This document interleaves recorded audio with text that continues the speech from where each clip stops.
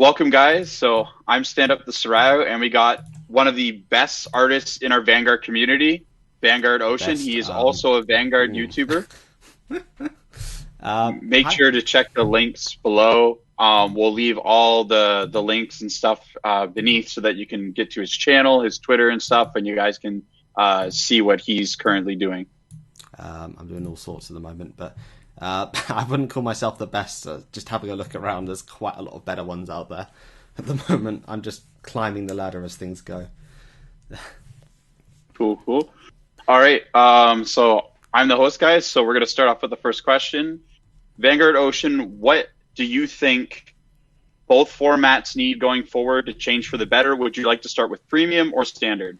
I think we'll start with standard since it's the most common one right now. I think I was thinking through this and thinking I'll probably go standard then premium because generally, from what I know of the game and have been playing of it recently, standard directly affects premium. So it's probably best to talk about standard before we talk about premium in most cases.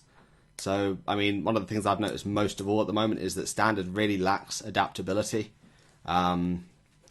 Because you end up playing in a sort of straight line where it's ride one grade 3, proceed to either ride that grade 3 or potentially a secondary grade 3, but that's generally what your game strategy is going to be for the rest of the game. There isn't any adaptability or changing in paths, really. So I've been finding that's been generally one of the main problems I've been suffering from when actually playing standard.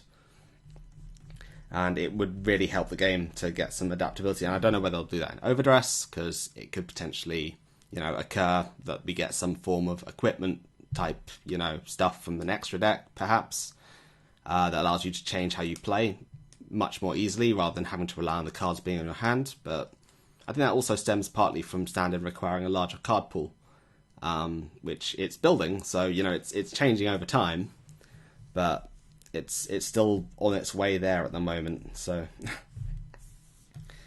yeah, I'd say that's one of the things that needs to be effectively implemented in standard is adaptability to change for the better. And of course, there's also the issue of power creep, which we're seeing quite a lot of at the moment. I mean, people have been complaining about Gurgit and Luard for the last few months, even without events here.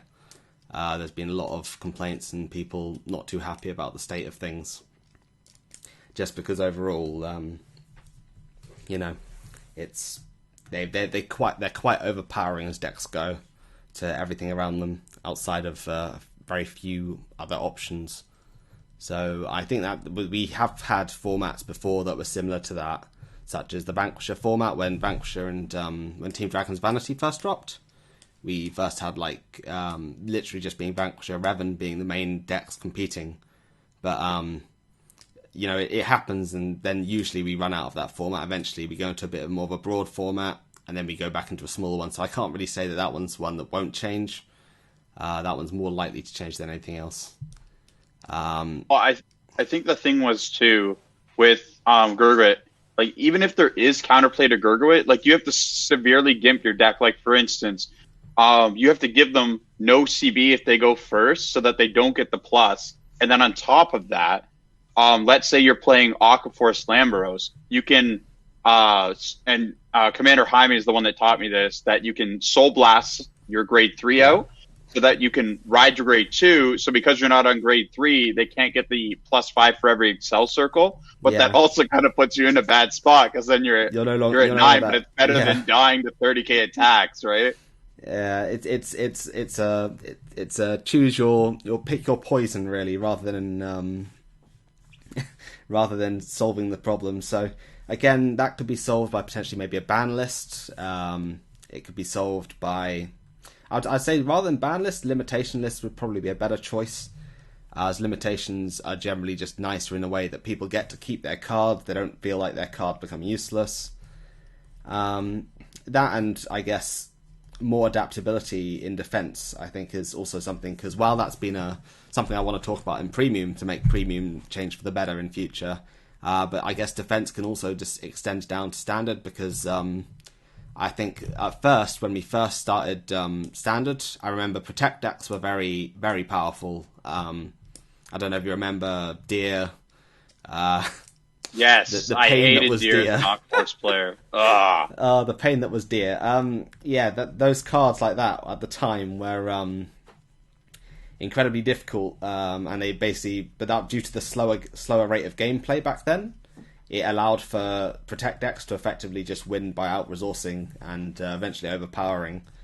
And that was in some ways not healthy either, because it felt like it was an inevitability before an inevitability that you would eventually just get beaten by them, and you didn't really have a choice. You were just swinging and hoping that eventually they'd run out of resources, but they'd always keep it up. But since then, I think Bushy Road have been very, very lax on Protect decks. And I know Gavriel's been a lot stronger than previous Protect decks. I think overall they're starting to phase back into having more powerful Protect options, but because of the lack of Protect being any good in the format, and since we're almost constantly in an Axel meta at this point, I would say it seems that we keep ending up in an Axel meta. It's a shame because Excel is my favorite gift, but every time Excel gets good, it's just overly disgusting because of Excel 2 usually.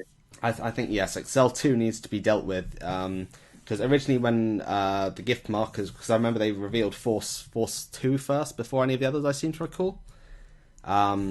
When it was like, oh, Force 2, now you get an extra crit, and everyone was thinking, what are the other ones going to be? I initially assumed that Axel might be create 2 more Axel circles, but they gain no power bonus for Axel 2, but I think having a built-in draw in the game into the actual rule set of the game is not in general a good idea, as it is just ripe for abuse, and it was the one thing that Excel suffered at, was having the resources to fill their board, and once you take away that issue, they become rather, overpowering in that regard, especially with something like golds, which are, mainly cooling units more than any other Axel clan, really.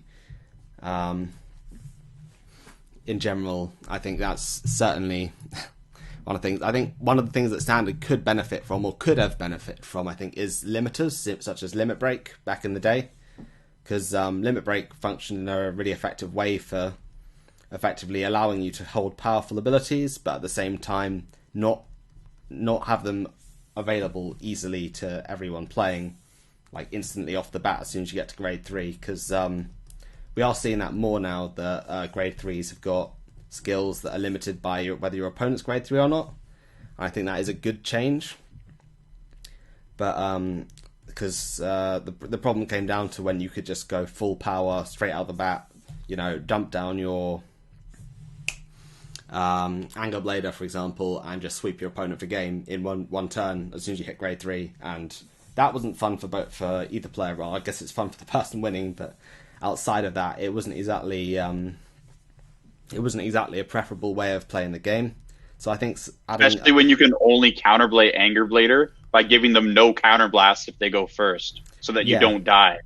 Yeah, it was an issue of like the counterplay was effectively. While I am a big fan of having counterplay in the game, and I think it's great when you do have counterplay options, such as I think the best example of counterplay that was good in Vanguard so far has been stuff like Silverthorn Lucia. When Lucia first came out, as the Silverthorns first came out, she was Counterblast 2, and in Standard, and that was actually quite good, because it meant that you could, a good player might be like, right, I'm going to damage deny them one more, I'm going to give them 1 damage, leave it at that. That way, that way they don't have enough counterblast to activate Lucia's skill. And while there were other problems with that deck at the time, such as Dorian being a little bit too good, I think having the ability to just say, having the option to deny your opponent damage to a small amount is a good thing, but having to fully damage deny your opponent for 6 damage in a format that doesn't really allow for you to easily be able to gain back that damage later on is just not a good card design in general. So outside that, I did mention earlier that Premium, I think, also needs defensive power creep, because as we're seeing in Premium, there are quite a few decks on the rise. Don't know if you played against Genesis recently? No, but I've heard from a friend that like an infinite combo was coming back. I wouldn't. I think the infinite combo isn't so much the thing. I've recently constructed the Genesis Premium deck at home, and all I can say is that generally, if you, I think it's Iwasagano, she can get up to power levels of about 70k, right, and swing at you, 4 times in a turn for 3 crit or 4 crit. It's insane. And unless you luck out of hand, that's becoming a problem, and it's partly being fueled by cards like Leifnir being rather good. But part of the issue is also a lot of decks lack the counterplay measure of having good G guards, because not everyone has a Denial Griffin or or the ability to lock the opponent's back row, for example, because that would help stop the multi-attack combo that Genesis, for example, are presented with. I think that, for example, DI might be another example, because Gastile is currently swinging for very large numbers and restanding, re-riding, all that lot, all the fun stuff. And generally, the main thing is defensive power needs to increase. That or effectively bans or choice restricts, preferably, need to be put in place, such as Gastile with NLK, for example, might be an interesting choice restrict in general. Well, the thing for me, too, is I learned from a friend that there was counterplay to DI. You basically have to give them no damage and then somehow 0 to 6 them in one turn. Now, not every deck can do that, but at least there was a strategy to beat DI.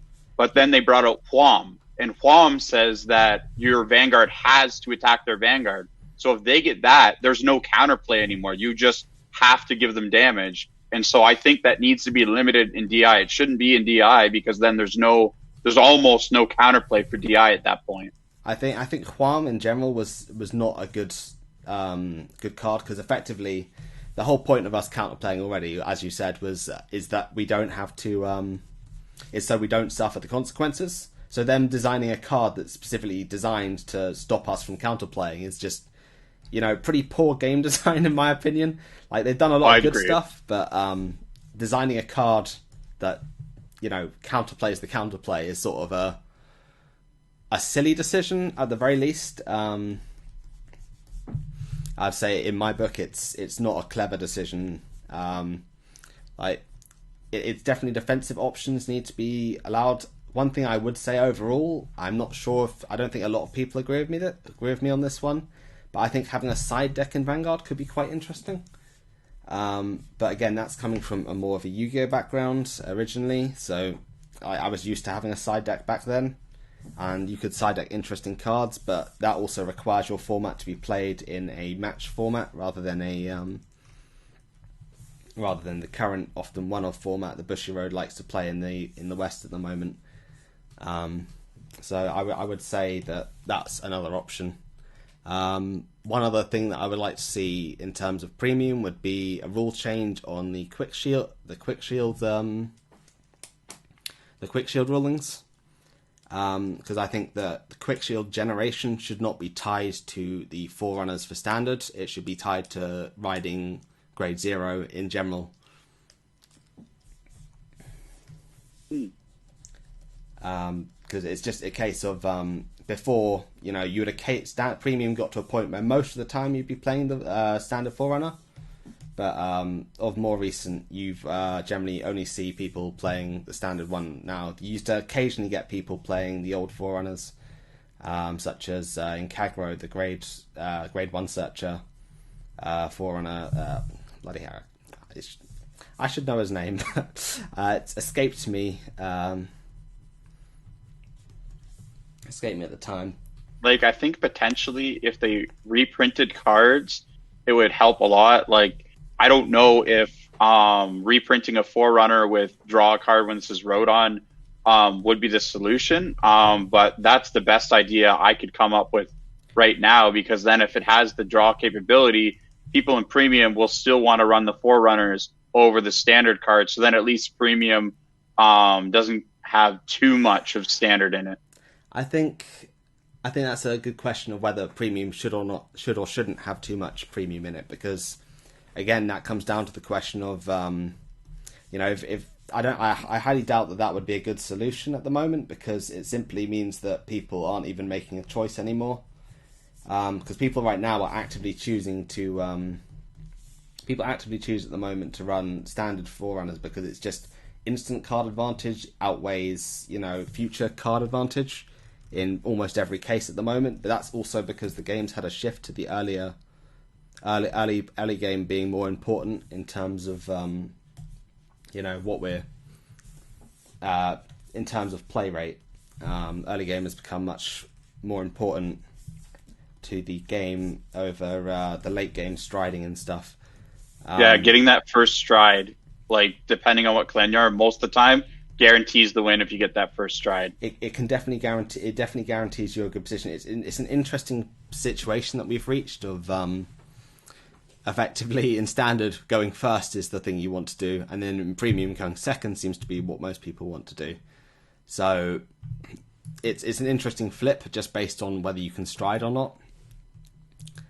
I think generally the other thing that you could say when it comes to game rules would be that, of course, I think general improvements to the game. I would suggest that orders need to actually, blitz orders would be nice in standard, though I don't, whether we'll see that or not is only going to be confirmed by Overdress.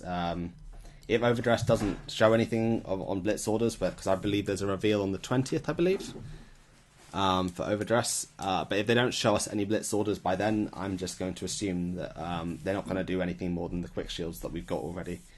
And it was just a rule made for the quick shields. All right. So for me, what I think needs to change, I'll start off with standard as well. So for standard, I agree that we need more defensive options, and we are getting more defensive options. We'll have to see. As long as every deck gets defensive options, then I can agree that will be okay. But if only a few decks get defensive options, we're going to have the problem that we already had with Gurgawit, where Gurgawit got defense, and instead of slowing down the other decks, all it did was just make it allowed Gurgit to play more recklessly than other decks, because it didn't have the problem of having to keep as much resources in hand. And then because CBD, like Chaos Breaker, is pretty balanced, as long as the rest of the reveals we get aren't like broken, I'm pretty happy, because like a lot of people thought it was either going to be lock or gift deletion. I was on the side of gift deletion, and then we got both, which was very interesting. But they balanced it by not giving it a gift, which was like, I kind of like that, because then you don't have to ride multiple times. Yeah, that was a really unique way of setting it up. That's one of my favorite things about the Chaos Breaker stuff. It's unique. It has personality as a card. Like it's just the slight change of not having a gift marker. Just like several people, like me included, in the chat when it was first revealed, like pointing someone actually had to point it out that it didn't actually have a gift marker when we were speculating about it. So it took everyone a while to catch on to as well. I did like that a lot of people didn't notice it for quite a while. But I'm pretty happy with Chaos Breaker, and so far I'm quite happy with the new stuff we're seeing from that set in general. It's the fact that it's not feeling like it's a direct power creep. It feels like it's just an alternate playstyle for most of these clans that have been revealed so far. And I'm a big fan of that being like the way that they're printing sets at the moment. The other thing I would say too is that for golds, you shouldn't be able to run Percival with Gurgawit, and I feel like there needs to be limitations on what cards you can run in Gurgawit, so that every deck has its own kind of like thing. Because like the problem is when you can run Percival and Wonder Azel with Gurgawit, you just can multi-attack like crazy. You just get big bonuses for nothing. Like, at least if you like choice restrict Percival outside of Gurgawit, they can't spam Excel circles anymore. I'm not sure if Wonder Azel really needs to be hit, but I feel like maybe choice restricting Wonder Azel as well would severely slow down Gurgawit and actually make Gurgawit play with its skill more, instead of just spamming a bunch of extra free units and then just going for multi-attack and just there's nothing you can do about it almost. I do feel that you're onto it there in the regard that effectively the biggest issue with biggest issue we're seeing with Gurgit is not so much the card itself as the amount of rear guards that Gold has got access to, because Gold's as a clan have just got a lot of very good rear guards, and that's what's and all they needed was on mid battle skill to effectively start to really proc those, and that's basically what we've seen with Gurgit. And yeah, I think there definitely needs to be some choices made. I know I heard recently they've shifted the balance team, but I think they weren't shifted in time to actually catch any problems with the Gurgit card design, because I think one of the problems we've been seeing is also stuff like Dennis, for example. I'm sure you know what my opinion on that card is already, but Dennis in Aquaforce, why is Dennis in Aquaforce a once per turn effect? Hard once per turn, and something like Gleipnir in Genesis is not even limited by any once per turn clause at all, like not even the card itself. In its battle effects, not even once per turn. So like we're seeing like a lot of inconsistencies in design, and I think that's definitely stemmed here to the point where we will need to see some changes in the restriction lists and how it's handled. As you said, like I'm not a big fan of restricting cards, but at the same time I understand that restricting cards might be necessary at a time like we're currently seeing. Like they need to be a bit more ban happy, I would say, but I'd say restriction happy would probably be the words I would choose to use. I think the thing is too, a lot of us all in the community, we're trying to be positive. We're trying to give Bushi a chance, and when cards come out and they're not play tested, and we can tell that they're not, it's very hard not to start Bushi bashing, even though we're trying to be positive. Yeah. We have to think about the game as a whole, not necessarily the company, right? And so when that stuff comes out, like Bushi needs to be more receptive to the community, and they've gotten pretty good. They've listened quite a bit. We even have a guy that makes jokes on Twitter now for the card fight, and thank God for him. Like his jokes are pretty decent, and it brings some life into the Twitter for card fight, which is great. I just want to keep seeing them communicate with people, and they need to, like, I understand it takes time and resources, but why not just grab some of the best card fighters in the world, right, for each country in their segment, have their own segment, and just go, these players, if they want to, will have the privilege to be able to try these decks early in advance, so that we can play test these, because these guys are pro players. They're going to be able to tell us, is it broken? Is it not broken? Is it too weak? Is it too strong? Like, they're going to be able to tell us how to work this, right? How to work with it, yeah. I think that's, while it's a good idea, the problem comes down to confidentiality of and selecting the players. I think that's what would be holding them back. And you have to remember that Bushiroad, while they have produced a wonderful game for us to play, like they are largely based in Japan. And overall, like, most of their decisions are going to be based around Japanese play. Unfortunately, yeah. Unfortunately, which means that their testing and things would also be only really in Japan. And effectively, from what I've seen, Japan plays the game rather differently from us in a lot of different ways. Like, some of their formats are very, very different, despite having basically the same card pool most of the time. And I think that's one of the more interesting things that me and some of my friends have noticed about the formats and tournament tops and stuff. Not to say, well, they even sell cards differently over there too. Oh yeah, like they get the product and then they crack it open and they sell it singly in stores. Like, our stores do that in North America, but most people buy singles in North America. In Japan, that's not as big as a problem, because most people can just buy them for decent prices in the stores, right? But the biggest issue with Bushi and the whole Nemain problem, that hurt the game, because a lot of people bought into these Nemains, these big stores in Japan, and then when they were told, oh yeah, you can't run it in Lured anymore, and that's the whole reason people wanted it, these stores were visibly upset. Yeah. And some even said, we're not stocking Vanguard anymore, and that's not a good thing for Bushi, especially for Japanese stores that support them heavily.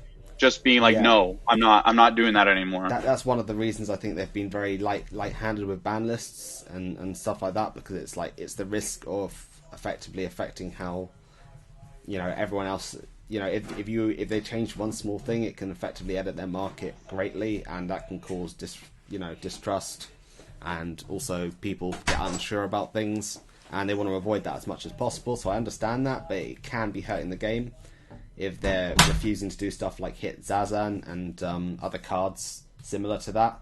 I'm very, very glad that their response to Zazan was at least something. Like, I feel like it should still have been banned, because now it feels like, oh, they draw it, they win. If they don't, they don't. 100% agree, because there's 2 clans that can use Zazan at 1, and it's still, like, really scary. Yeah, currently I think it's Nubatama, and at least here I've seen it used in Nubatama very effectively. I can't remember the other one off the top of my head. I think it's Grand Blue, because they can fetch it. That's it, yeah. Grand Blue and Songstress Loop as well is the 3 clans or so that I've seen using it, and they don't care that it's at 1, as it becomes a searchable object for them in most cases. So unless you damage them, and it just happens to be the card that they were needing, if you just happen to damage them 1 at the beginning of the game, hit Zazan, game over. But not game over. It'll just make your life a little easier. But it's the feeling of it's not quite good enough. It's good that they listened to the community, and I'm really happy they did. But I think they could have evaluated it a little more. And I get that they wanted to sell the product still, and they didn't want to release a card that was already banned. But it could have been potentially just a little bit better. But I'm glad that they're listening, and small baby steps first, I guess, rather than demanding the world of them right off the bat. Exactly, because even though I did agree with them limiting the main outside of Lured, it could have been dealt with much better simply by Bende never existing. Yeah. That becomes like the main argument, is whether something should have existed at all. And then eventually you end up in the question of I don't know. It's a simple question of whether you should ban something or not. It starts off, and then eventually, I don't know. It's like, I can't really think of a good analogy for this one. Now, continue. Okay, so for premium, what I think needs to change is, I think there's a lot of good things in premium. I've heard from a lot of people, and I've even played myself. There's a pretty decent amount of counterplay and decks that had a problem. Like Aquaforce in premium had such a big problem for a long time because we couldn't kill on first stride. We had to kill on second, which is a problem when the entire format revolves around a first turn kill stride. So when we finally got Gembold, and Gembold was actually good because we could draw a bunch of cards and survive that turn and then go in next turn, I felt a lot happier, because that felt like a lot more decks got more options to be able to compete. But the biggest thing that needs to change is the bastardization of format with too much standard. Standard decks are getting too strong to the point where there's almost no difference between a standard deck and a premium deck with some decks. Like, for instance, Lambros is so strong that in premium, you go to premium and it's almost a standard deck with a G-Zone slapped on it. And I'm sure a lot of premium players are not happy about that. Okay, so that's one I hear a lot, is the case of people don't really want to be playing standard with premium. They don't want to play standard plus, and I can respect it, but I also understand that, for example, if the game had continued right in G format and standard never came to be, your deck would consist mostly of new cards at this point as well. Like if just say G had gone on for 3 more years, right, and still been successful, your deck would be almost entirely new cards at this point. It wouldn't be anything like the old one, and I think partly this needs to be solved, not by effectively saying standard can't be played in premium, but by them supporting premium with separate premium sets that contain cards that are more geared towards premium. So, for example, I would completely agree. We need that, and we need reprints of old cards. It's hard to get someone into premium when they look at all the cards they need to get, and they're either super cheap and out of stock, or they're really expensive because there's no reprints. And we did get some reprints, but that was mostly for Strides and some G Guardians. What about the other stuff? You know what I mean? Like the units that people actually need in their decks to compete with the current meta. I mean, if we're going to talk about reprints, I would say, Reprints in general have been a very large issue. So if we look at like some of the premium reprints, when they got the Revival Collection 2 in, right? We got like some decent units. We got the Xeroth Dragon reprints, which were desperately needed. Which the was new good. art was like, wow. Yeah, it was fantastic. It looked great. But I think one of the problems with that reprint set is that you were only getting one stride per clan. For example, for some reason, Neo Nectar, for example, the stride that Neo Nectar players probably wanted the most at the time was actually Velhamina, which is a really expensive stride at the moment. I think it goes for about £20 if you're depending on where you are, at least for that point in time. I think it's probably gone down now since Bloom has fallen out of the format. But Velhamina was an incredibly essential card to have. It only had one printing, but instead of that, we got Cecilia, Musketeer Cecilia, and it's sort of like the level of power between like that and, for example, us getting a reprint of we got Alexandros, great reprint. That was a well-selected card. Like, that card was a power card, like, for Aquaforce. Like, Alexandros was, like, you know, one of the main key cards. It was your bread and butter back then. But I think the selection of some of the reprints was a bit random in places, and I think that really showed when it came to the Revival Collection 2.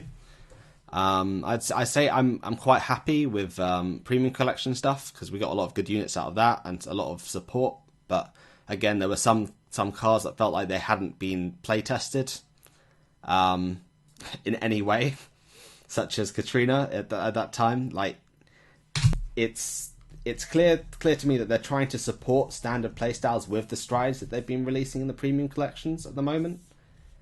In general, it's just they've been geared towards standard, and that's to help standard players get into the game, even if they don't have stride, so they can just use one stride.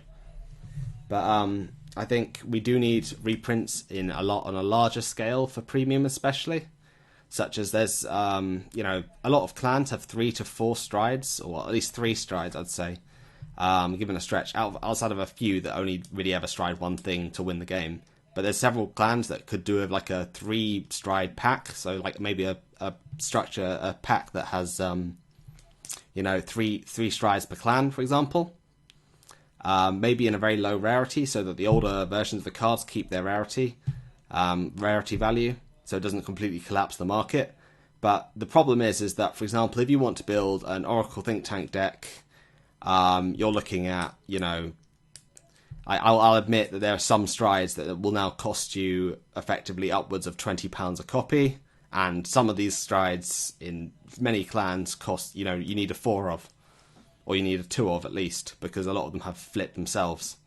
So I think when it comes to that, we need reprints on a larger scale for some premium strides and G-Guards, along with some premium cards. But I think, in general, a lot of the cards that aren't strides in premium are fairly easy to come across.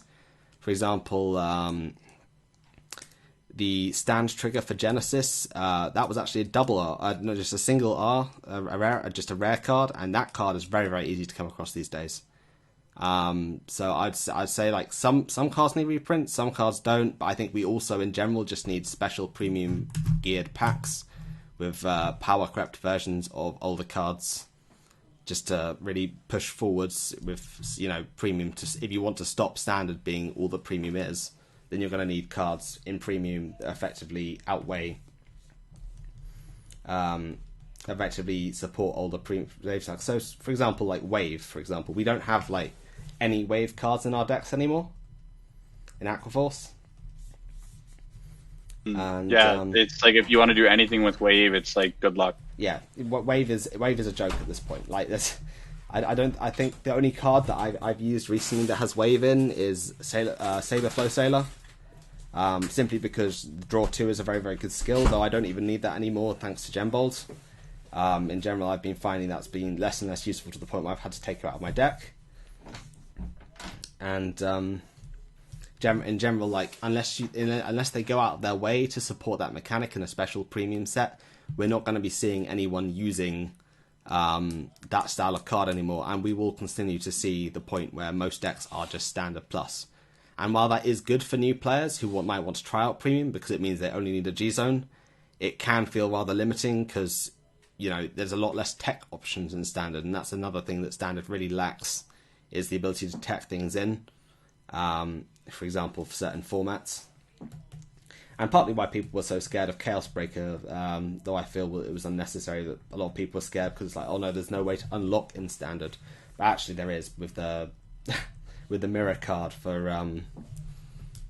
the mirror card they produced a while back with the Messiah set, Stardust Blaze, I think it was. That card actually did work, but I think there's quite a lot of things that would need to be done to effectively change the standardization of Premium. You'd have to Bushiroad would have to actively go out of their way to do that, and I don't think they will at the current point because they've dropped Premium in Japan. Really, I had no idea. I hadn't got a chance to research it yet.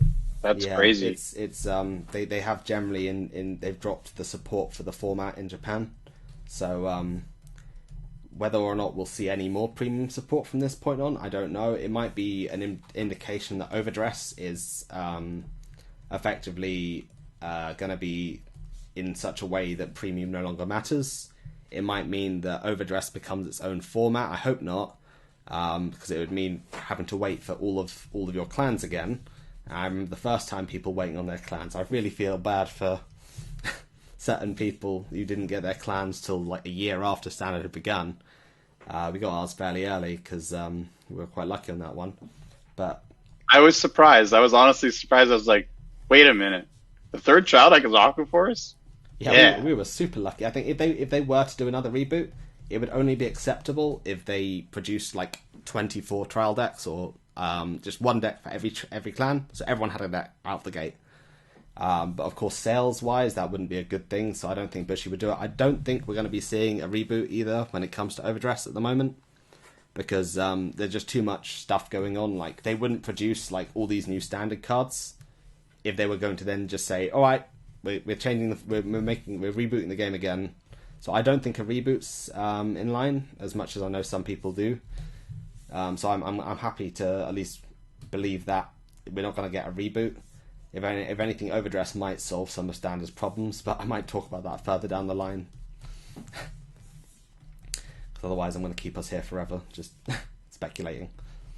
So I guess we can skip number 2, potential formats, because it basically just went through all of that. Yeah.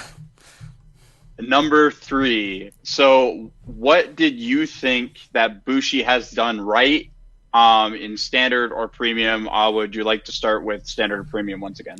I guess I'll start with Standard. I think a lot of aspects of the Imaginary Gift system has been not handled well, such as the Axel 2, I think it was a good move to make the gift system because it put new life into riding your grade 3. Because beforehand it was always like, oh, get to grade 3. At the end of G, very rarely would you ride another card once you're on grade 3. You would sit on that same grade 3 to the end of the game, do or die. But I think by adding an additional, by adding the ability to continuously gain an extra thing, it was a bit like brake riding in a way, isn't it? It's the ability to continuously gain advantage every time you ride, and that felt nice. Like at the start, like the ability to be like, well, I can guard him at the moment. Like I remember playing against old Overlord when Overlord was just one Dragonic Overlord and that was it. It was the kind of thing where it's like, at this point in the game, I can guard every attack, I'm fine, but I know that every turn, the less I can guard, because the more power he'll have, because he'll keep stacking those force markers on Vanguard. And like that was a good feeling, like of feeling like the game was building to something, and I think that was handled well in terms of the design idea. I think there are some design issues with Axel, for example, being woefully unbalanced, and a lot for Axel in general needed card design to actually balance it, because Axel was balanced by the lack of resource generation in the Axel clans themselves. A lot of clans struggled to actually make resources for their clan to use. I think the increase of defense in triggers was a good move. In general, like going to 15k base triggers, that was good. I do not agree with the going to 10k, because I think that makes too much of a difference with triggers, because before triggers were like a slight increment, but now they're huge increments. I think that's a problem, but we'll discuss that at a later point in the video, I'm sure, in the stream. So overall, I'd say I'm very much a fan of having higher defensive numbers. I think grade 1s, we also saw a lot more resource-focused grade 1s, like over time. So we get a lot more searches, a lot more plussing from grade 1s than we used to have. I think before, grade 1s were often more utilised differently outside of certain clans, but in most cases I think grade 1s have become more resource-orientated. And that's been counterbalanced by the fact they have a higher guard value. Which again, like Airmo becoming a triple R when you retire something, you could retire it and countercharge. Like that was pretty decent because like at first you look at it and you're like, why is a grade 1 a triple R? But then when you read the skill, it's like, oh, okay, it's granted.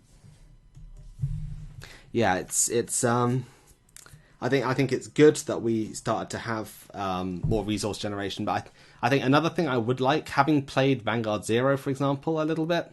One thing I did like about Vanguard 0 was the way grade 2s functioned and had more importance in the game. And I think one thing I would change in the game, if I was rebooting, is that I would give grade 2s the 10k shield value and grade 1s the 5k shield value. Because it just feels to me that you should put an emphasis on intercept. I think intercept is a woefully underappreciated mechanic in the game. But again, that's something for later. I think one of the other good things that Standard brought is that early game once again felt like it had some importance. It didn't feel like you were just, getting to grade 3 and then striding, and that was the game plan. Because in most cases that was the game plan. We got a variety of good new strategies, such as Superior Ride Ezel, love it or hate it. It's at least something that made a difference in Standard. It's not like it was new entirely because we had it before, but having an entire clan section, devoted to that thing, I think, in general, and generally keeping the theme of most clans the same. I think there were some clans that didn't get the same theme. For example, Great Nature lost their power gain theme, power gain and retire, to become a lottery orientated, as I think they called it. And I think, there were definitely some decisions made that ended up in some quite fun results. I think generally, I would have liked to see Great Nature, but one of the, I guess that can be given credit to Bushy again, is that they did actually eventually bring back that mechanic with Big Belly. So it's not like they forgot about it. They did eventually bring it back, and they did eventually give us a lot of named grade 3s that later on in Premium could have been useful, though I feel like we could have gotten them a lot earlier. I also like the fact that they've designed some grade 3s by using the gift system as well. They were able to designate more powerful giftless grade 3s. So, for example, Riptide Dragon, personal favourite, started off as a meme, became very beloved, by myself at least. I quite like the card, but I think that's one thing they probably could have done more with as well, though, is the cards that effectively don't have a gift but benefit in other ways. Because by adding the gift, they have a new method of balancing things. And I think that maybe could have been used a little better when it first began. But at current, I think it's generally being used okay, because we get a few things like Chaos Breaker, for example, is exactly the example of that. I'll give Bushy credit as well of more recent stuff. Is that I think the new sets, especially the new stuff we're seeing for the clan selection. They're very much showing that they're looking at more to do with the ability. Sorry, they're looking at with they're spreading out rather than building up. Because originally the problem was that in terms of how they were designing cards, they were building upwards in a way of everything was getting more and more powerful, right? So it was just one card on top of another until you're getting to an extreme level of power creep. And I think more and more I've been seeing that they've been spreading outwards instead. So rather than just supporting one previous strategy, they've been spreading out and being like, all right, you could play Vanquisher, but we also have this cool deck called Eradicator that we just decided to support on the side. And now you've got two decks instead of just one extremely powerful version of a deck, which originally was the problem that we were having quite a lot of, was that they were just supporting the same clan playstyle over and over again. So cards just got more and more powerful to power creep the previous version as a reason to buy the card and put it in your deck. And eventually we got to a point where we had enough. We were starting to see a lot more spreading out rather than building up, which I think is good. Because, I mean, now with the new Narukami stuff, there's 3 playstyles even. You've got Eradicator, you've got Vanquisher, and now you've got the Blood as well for that. So I think that's been quite good. Shout out to my boy, the Blood. We're going to have some fun for a million times. I'm looking forward. I want to see someone do I'm going to 0 to 6 myself. For the memes, right? For the memes, it'll be worth it. I think in terms of what Bushy's done right so far as well, I think the premium collections that we've received, overall, I'd say I appreciate them. I'd rather they're in the game than out of the game, because it did breathe new life into clans that needed them, such as Aquaforce giving us Valios in the first wave. That was fantastic. It gave us resource generations and an alternate first stride, even though a lot of people didn't use it like that. I found it very good for that, because it was just draw 2, when Alexandros might not do much, especially with the new triggers in the game. Allowing defensive just cock block. As far as that's probably how I describe it. I'm okay to use those words.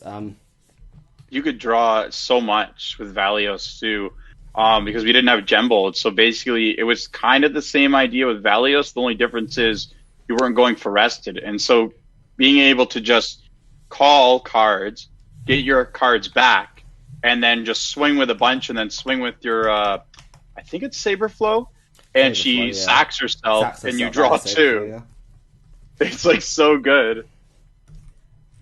Yeah, I'd say in general, like seeing cards like it gave a lot of decks options as well, and then it also supported the standard playstyle a bit, which some people are good for and some people are against.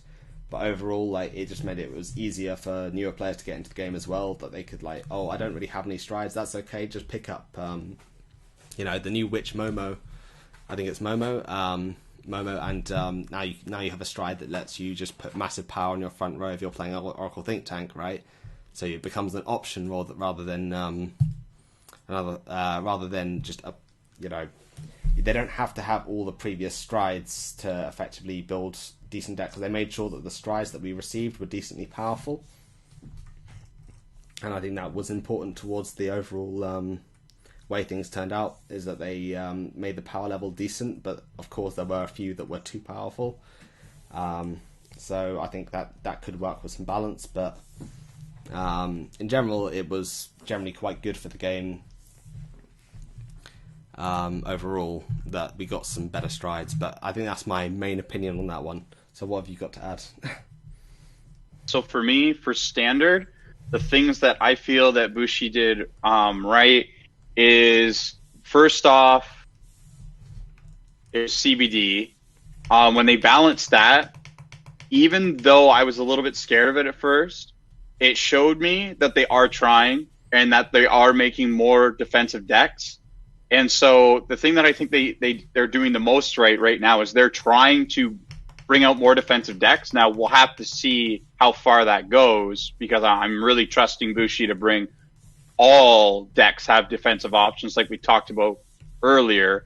And I really think it's going in the right direction. I just hope it stays going in the right direction. Yeah, I mean, I'll add to that Mega Colony was I very much like what they did with Mega Colony. Finally it felt like Mega Colony was starting to be Mega Colony again. And I think... And it wasn't overpowered too. It was it was good, but it wasn't annoyingly good. Yeah, exactly. It's it ended up quite well off in that regard. And it also left room enough for them to be supported later down the line as well. I think that's important as well. It didn't cover everything. And then I think the things that Bushi did right for premium is they gave us stride fodder. Thank you, Bushi.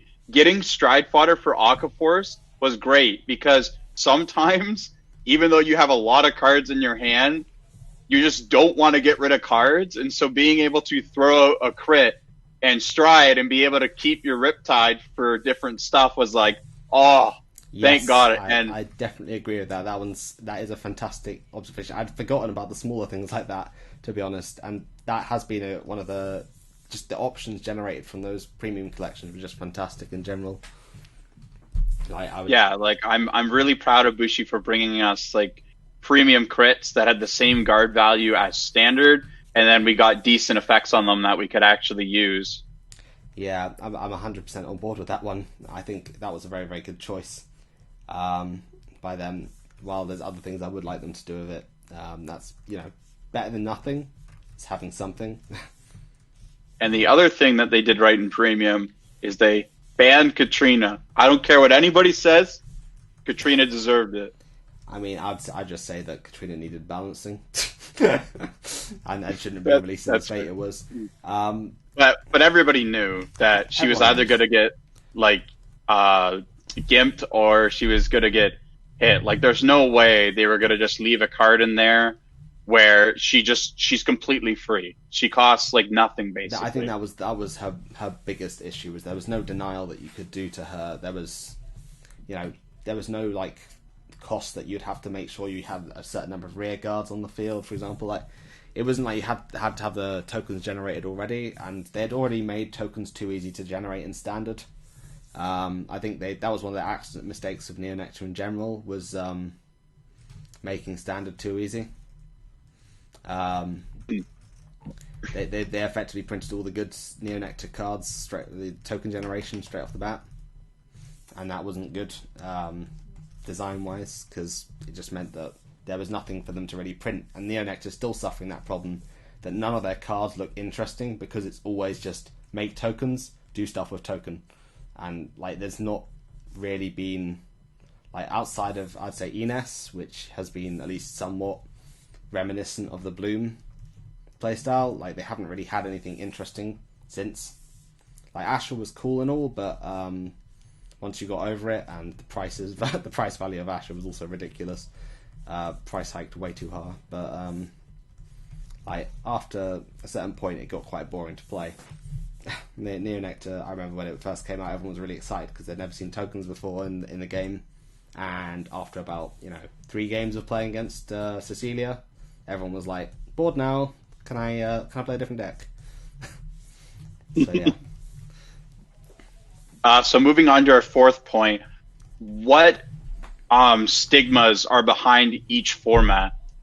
Stigmas. Well, from what I can tell, standard stigma is, I mean, I'd say the one thing to note is that stigmas are generally, they do stem from some level of truth. Whether it's a past event, or a past format in which that was actually the case, or whether, it's the same as stereotypes. They always stem from somewhere. They didn't just come into existence out of nowhere. Like, there is some truth behind them, whether it is its current truth or previous or past truth, where it was more of a historical event that caused it. But I'd say currently the stigmas are that standard is 0 brain power, as my friend would like to put it. The games are way too linear. Whoever goes first wins. Very little thinking required. You play as the deck tells you to, rather than the deck playing as you tell it to. Meanwhile, the premium stigma is that it's all just infinite loops or unstoppable first stride turns, and going second is just a free win. But I also hear the stigma about premium that damage denial and grade stall is a lame and unskillful technique, despite them being very much the opposite of that. Where damage denial and grade stalling, if used effectively, can be very skillful techniques. But the problem is that a lot of players don't like it when used against them. I used to have a friend who played Ezel in standard and didn't like premium, but he would always get very annoyed at me.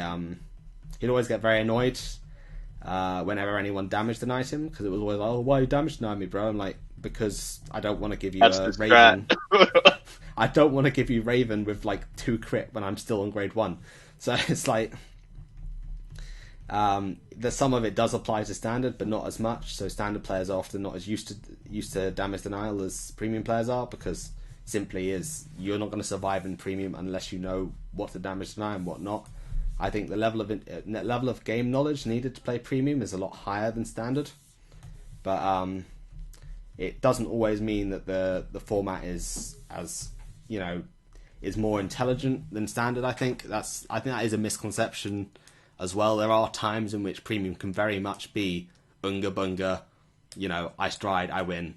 And for example, Katrina, there was not very much brain power going on there, outside of, you know, long grade 2 turns that you would sometimes, you know, grade 2 stalling.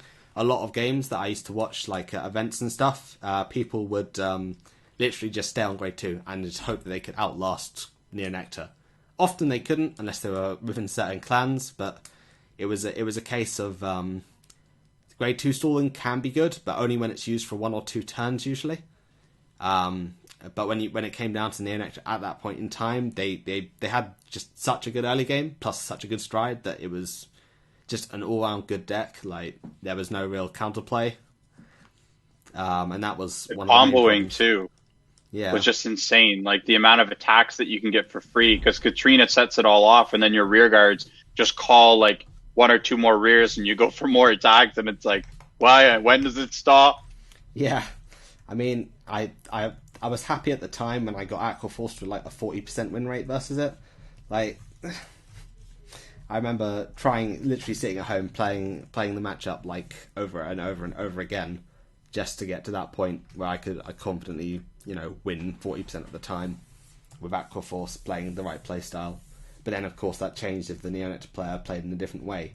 So, like, it was a challenge, and I did enjoy that part of it, but I think there are times in which premium is, you know, a little too unga bunga. But of course, it's similar to the previously mentioned as formats. There might have been a previous format where it was unga bunga, but then there's another format, like the recent format that we've had has actually been a lot of fun, even though we didn't really get to play much of it, due to the current, you know, global situation. I won't name it. Everyone knows. A lot of people didn't get to play it, but the bits that we have played, a lot of people have found new and fun things, despite the complaints about, you know, Cycloned and Zazan. I'd say that a lot of the time when people aren't using those strategies, a lot of people have discovered new, interesting and powerful variants of games and decks to play. So I think a lot of good has come out of premium recently. I think premium is actually in a better state than people give it credit for. That's another stigma, I'd say. I'll let you go now on your side of the thing.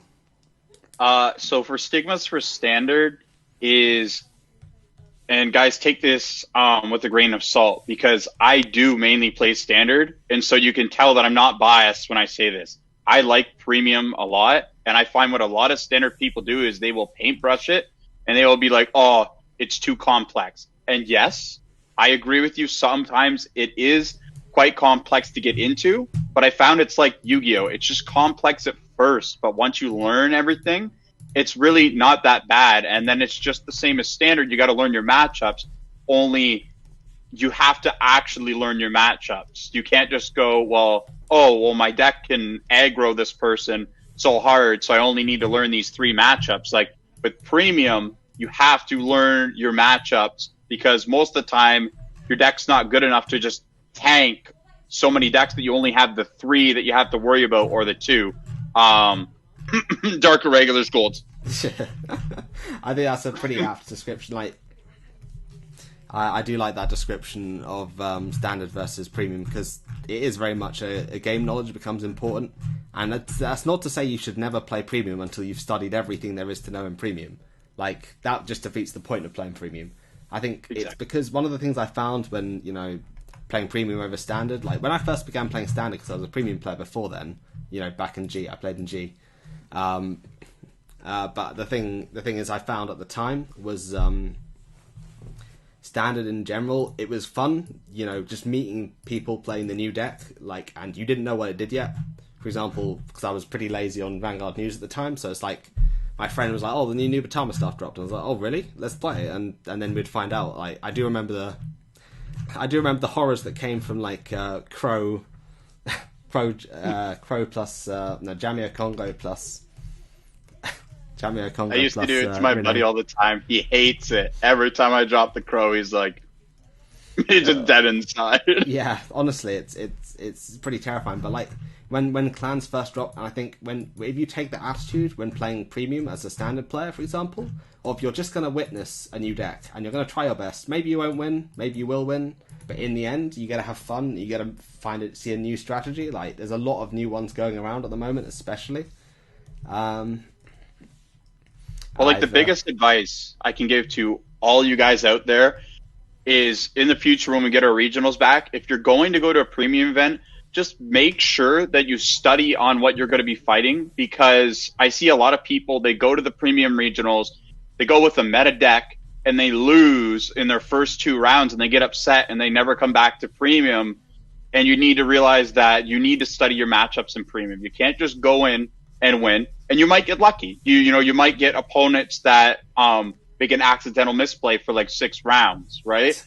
But if you don't know your matchups, like for instance, when I went to premium regionals, I fought against a DP player and I Valiosed him, and he tried to G guard and make his guy at like 21k for the or 23k for the turn, give it the extra like 5 or 10, and he didn't understand that he's locked at 11. He didn't know Valios' skill. I'm like, oh yeah, you can't increase your Vanguard's power, and so stuff like that will lose you the first round. And that doesn't necessarily mean you're a bad player. It takes some time to get used to the format. So if you guys, just curb your expectations when you go into premium, then you'll find it not as bad, and you'll be able to walk away from it. Okay, I lost. Think of every loss as a way to learn. Like, I don't like losing because I'm a very competitive person, but every loss should be, okay, was there something I could have done better? If I just lost by luck, then, you're less angry, right? Because you're like, well, they didn't beat me with skill. It just happened to be that they got the trigger. And you got to be careful with that too, because sometimes you'll think it's luck and it's not luck. There was an actual counterplay there. I mean, it makes me think of Springfest. I think it was 2 years ago now, because it's teams here in the UK. I think it was in Cardiff at the time, and that was when the first premium collection just dropped. And the first player I played against was playing Gears, right? They were playing Zodiac Time Beast, and it's like at that point, Zodiac Time Beast is a very, not the best deck to pick at the time. But like, it was one of the things that I noticed is like I throw down Tidal Assaults, even though I know he's got the what's it called? The G guard that returns cards to the deck and then calls the top card, right? And I had Alexandros. I gone to my final Alexandros turn, right? And he didn't play it. And I was like, why didn't you play it afterwards? And he said, oh, well, no, it's not good in this matchup. I'm like, what do you mean? I'm literally going to attack you twice for 40k with one card. Isn't it better to shuffle that into the deck and make me attack with something else instead that's like 10k? Like, and that was just him not knowing the matchup, plus him not really being prepared to play the format as much. But I do remember, when I got... Because that time I had some good teammates on me. One playing Nubatama and one playing Neo Nectar at the time in the premium event. And at that point, we got to the top 8. And at that top 8, first we actually played against the people who won the tournament.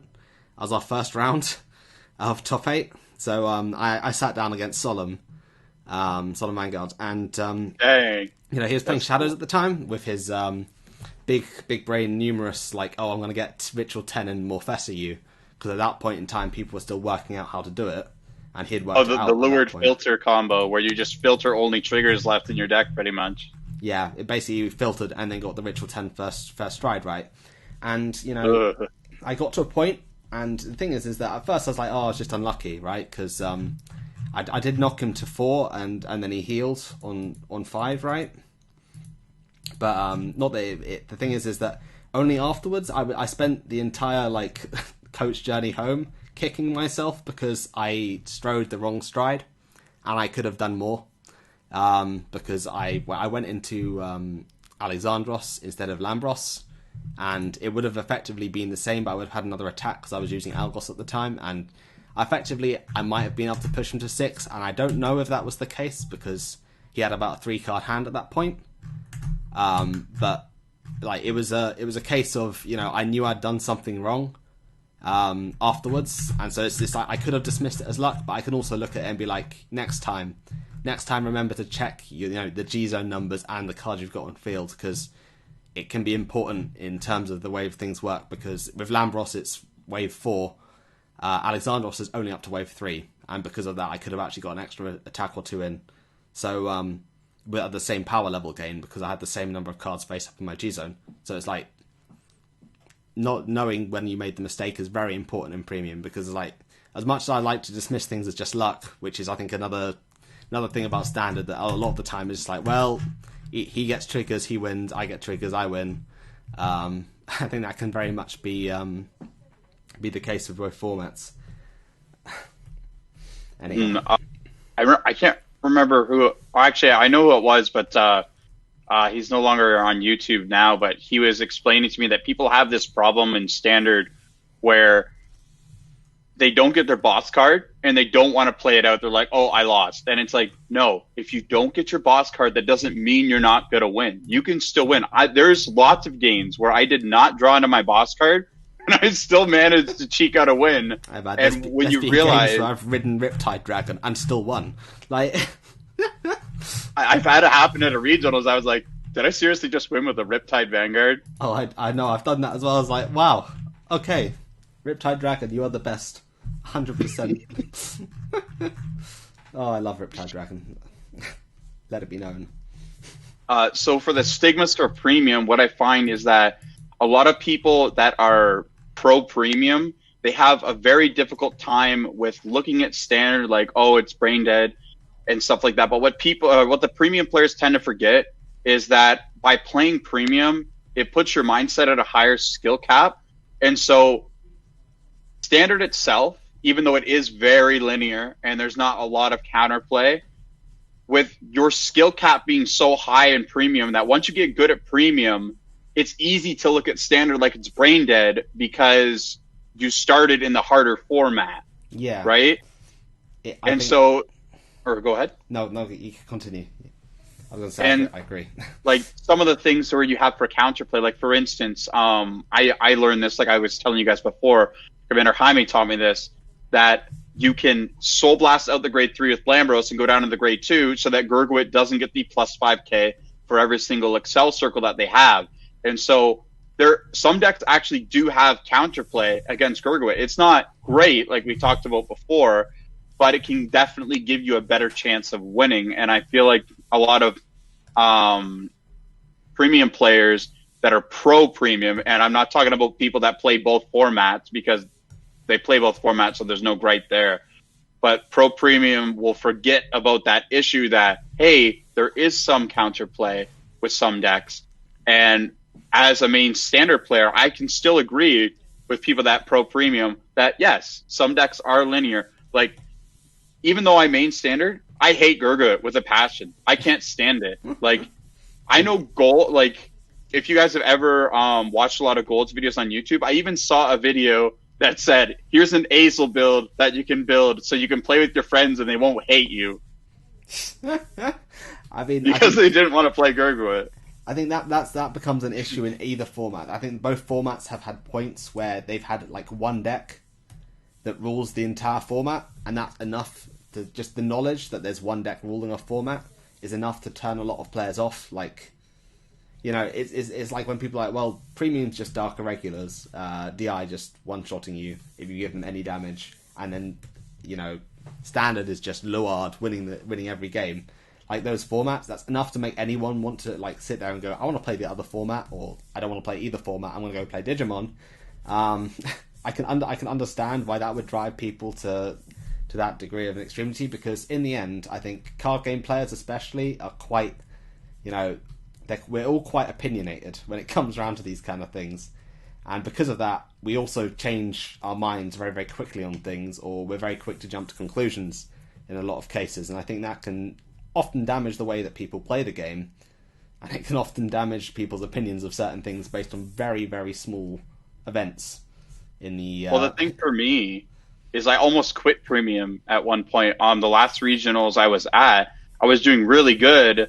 I think I was 1-0. I had like won everything, and I had gone for my 6th match, and I was against a matchup that wasn't good for me. I played it out, and I didn't win, but it didn't bother me because I knew that matchup was quite difficult. And then I got to my 7th match, and I had to fight an Azel player, and I couldn't stand it because I had remember learning from a friend of mine that don't give them any damage.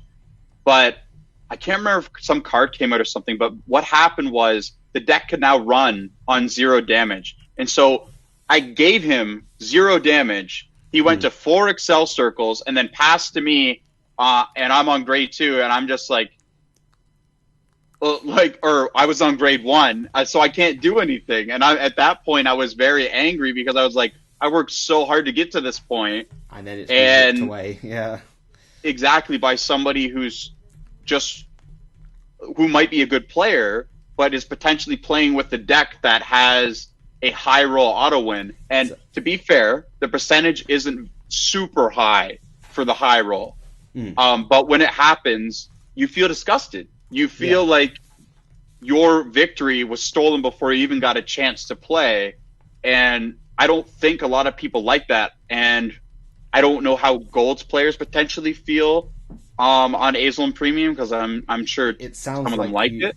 It does sound like you ran into Wonder Ezel by the sounds of things. Do you know what Old Wonder Ezel did? Old Wonder Ezel is the card that allows you to ride.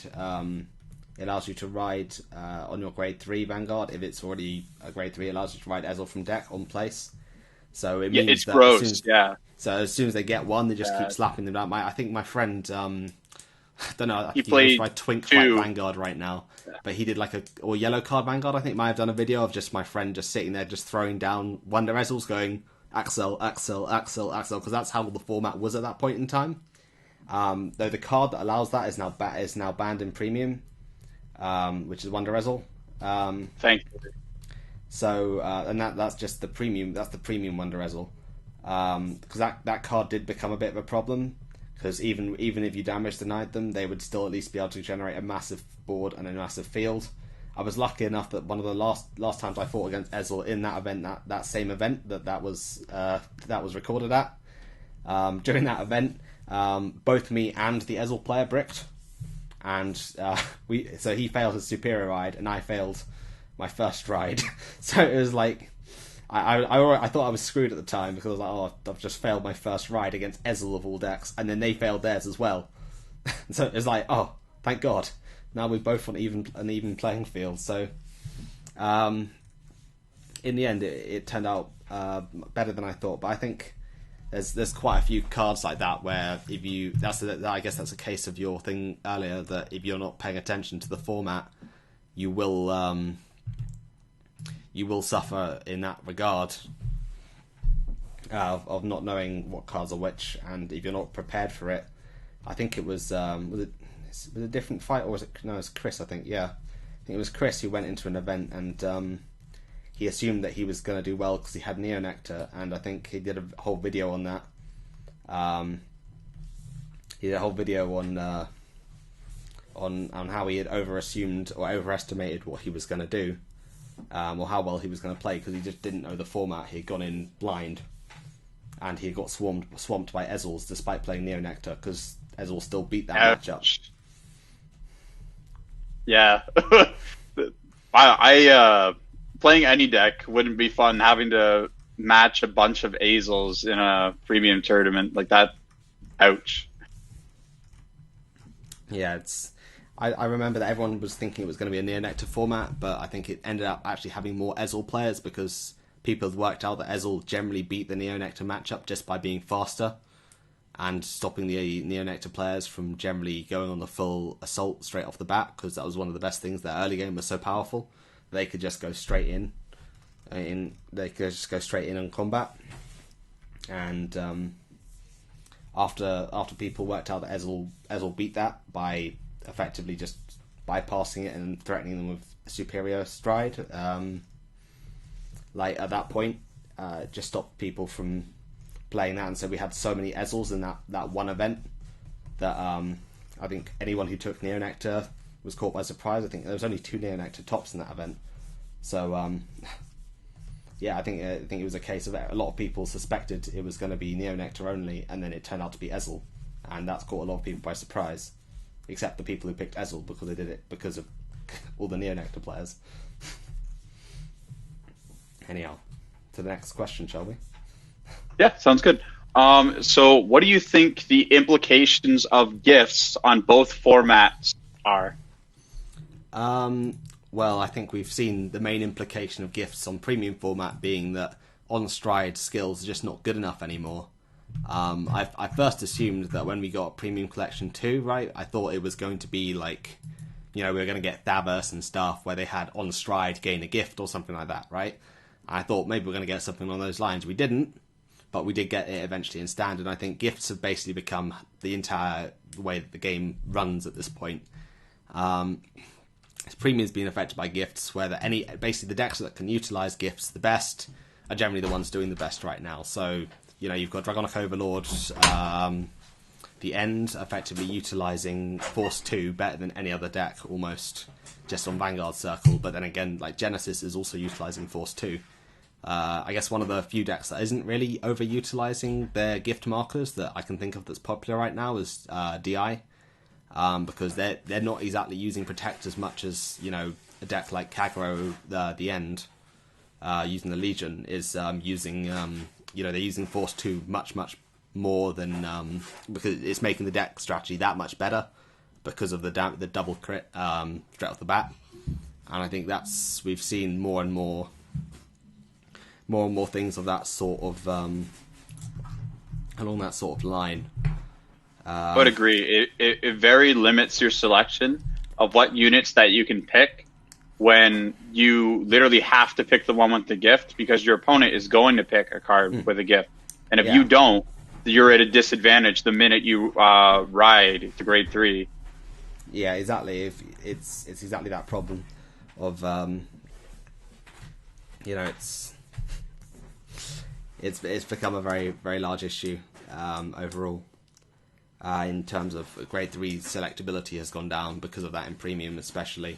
And also grade 3s, that's the other issue, is that premium, I think, one of the things they should have done a long time ago is they should have brought out, one of the things I remember when Standard first started, everyone was like, oh man, I can't wait to get my named unit.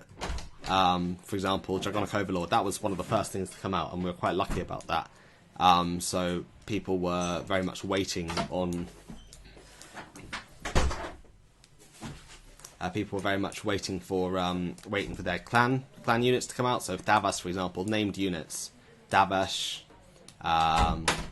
Maelstrom, Asher, all that lot, right? Because it was like, man, I can't wait to have a named unit with my thing, so I can use my rearguard skills because so many units had skills tied to names at that point. That. A lot of people were very, very hyped for that. But it took them about 3 years to really get round to most of the popular ones, like Night Rose and stuff, and Davas, for example. And at that point, all of the previous... so at that point, when you got your gifting, but all of the previous support for those cards generally just doesn't mean anything anymore. It took too long to get there, I think, and that's certainly an issue with the gifts, is that it made gifts so good that like people who were excited for them effectively got... baited for a very, very long time. Because I remember going, oh, next set we'll get Davos. Next set we'll get Davos. Oh, wait, we're getting Valios? No, it's Revan. Yes. Oh, I still remember that. That was a big sad time right there.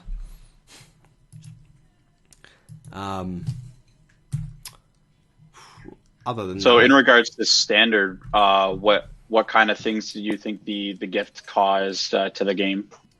I think gifts started off in a goodwill. I think the 2s were really bad.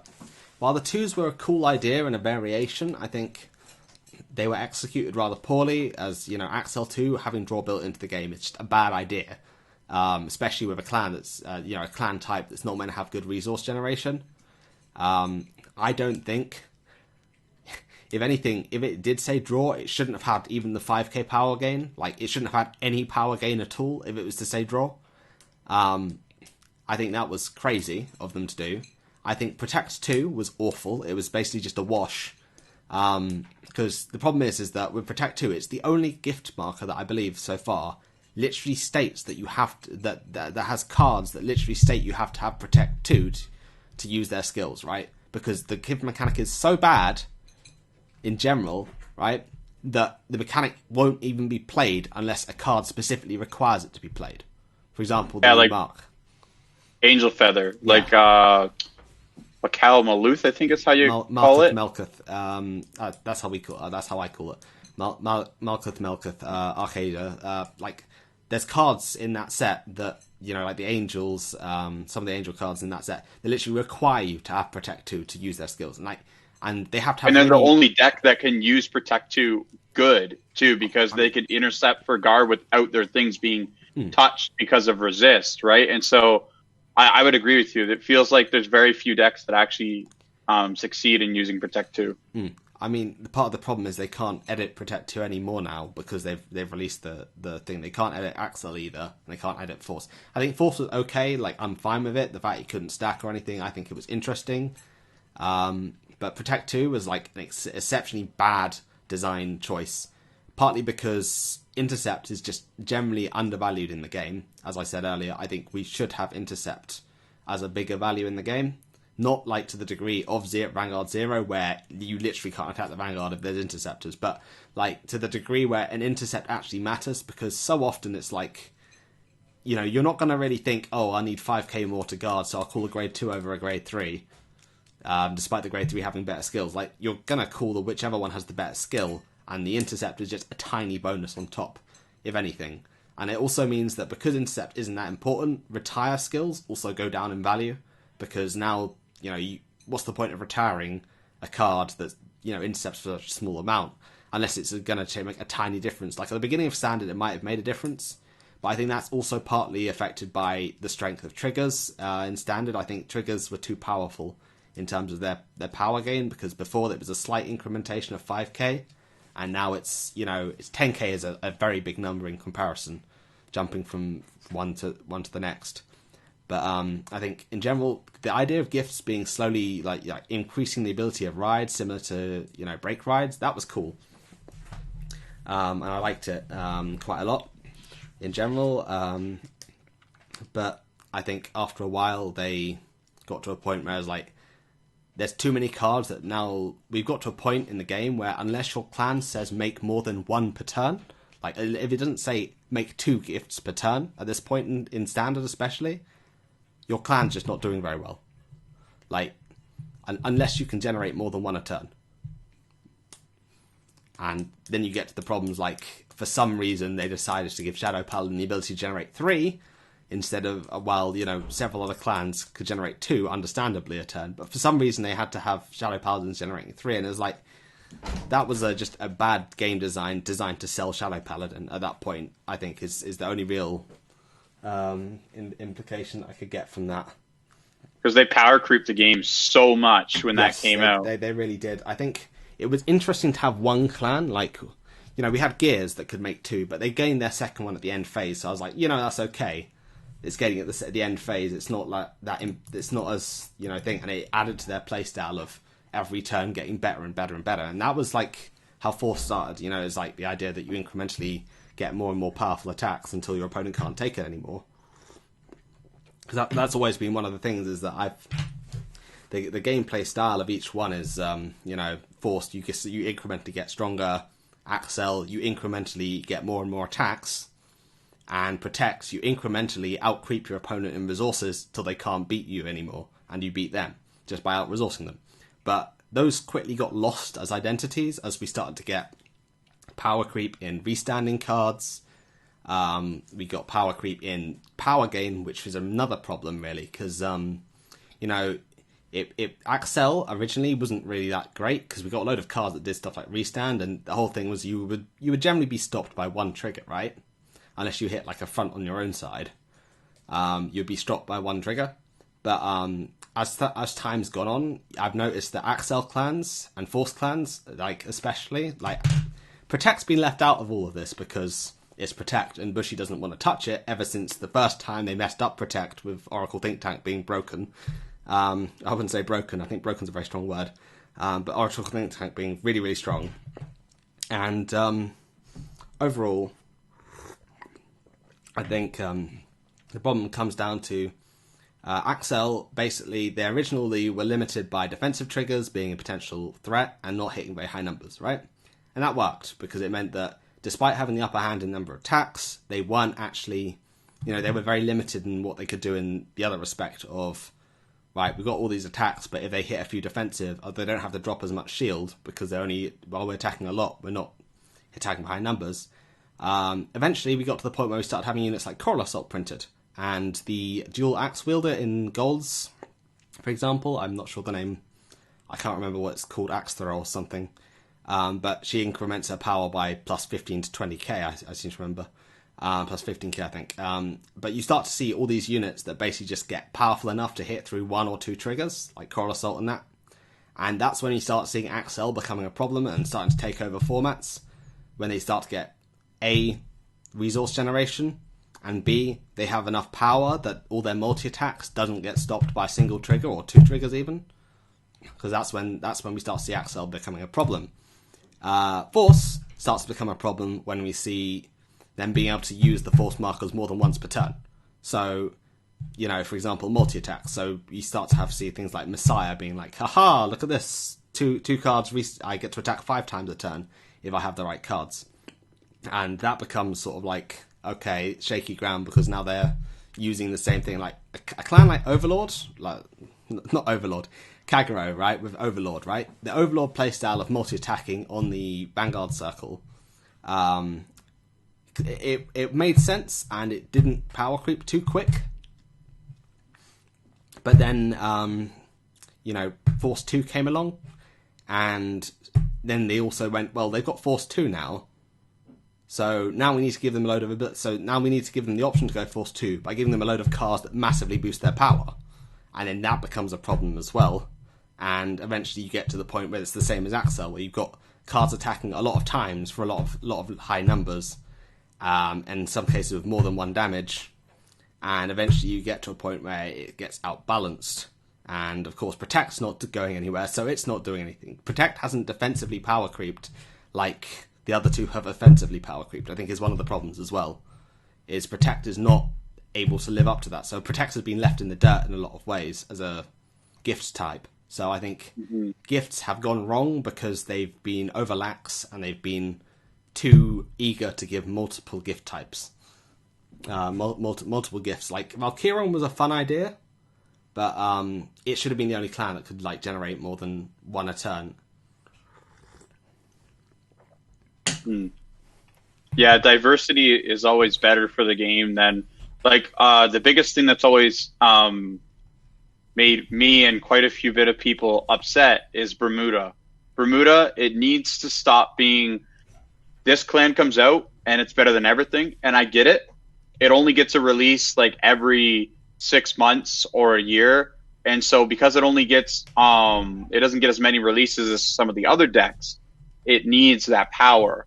But every time you do that and you make Bermuda do almost everything every other deck can do better, you raise the power creep so high that you now have to make something that's even higher than that to actually make a good card that people will buy. And then the power creep just gets to an obscene levels where it's at a point where Bushi can't even reach the level of power creep almost that they need to put into the next card.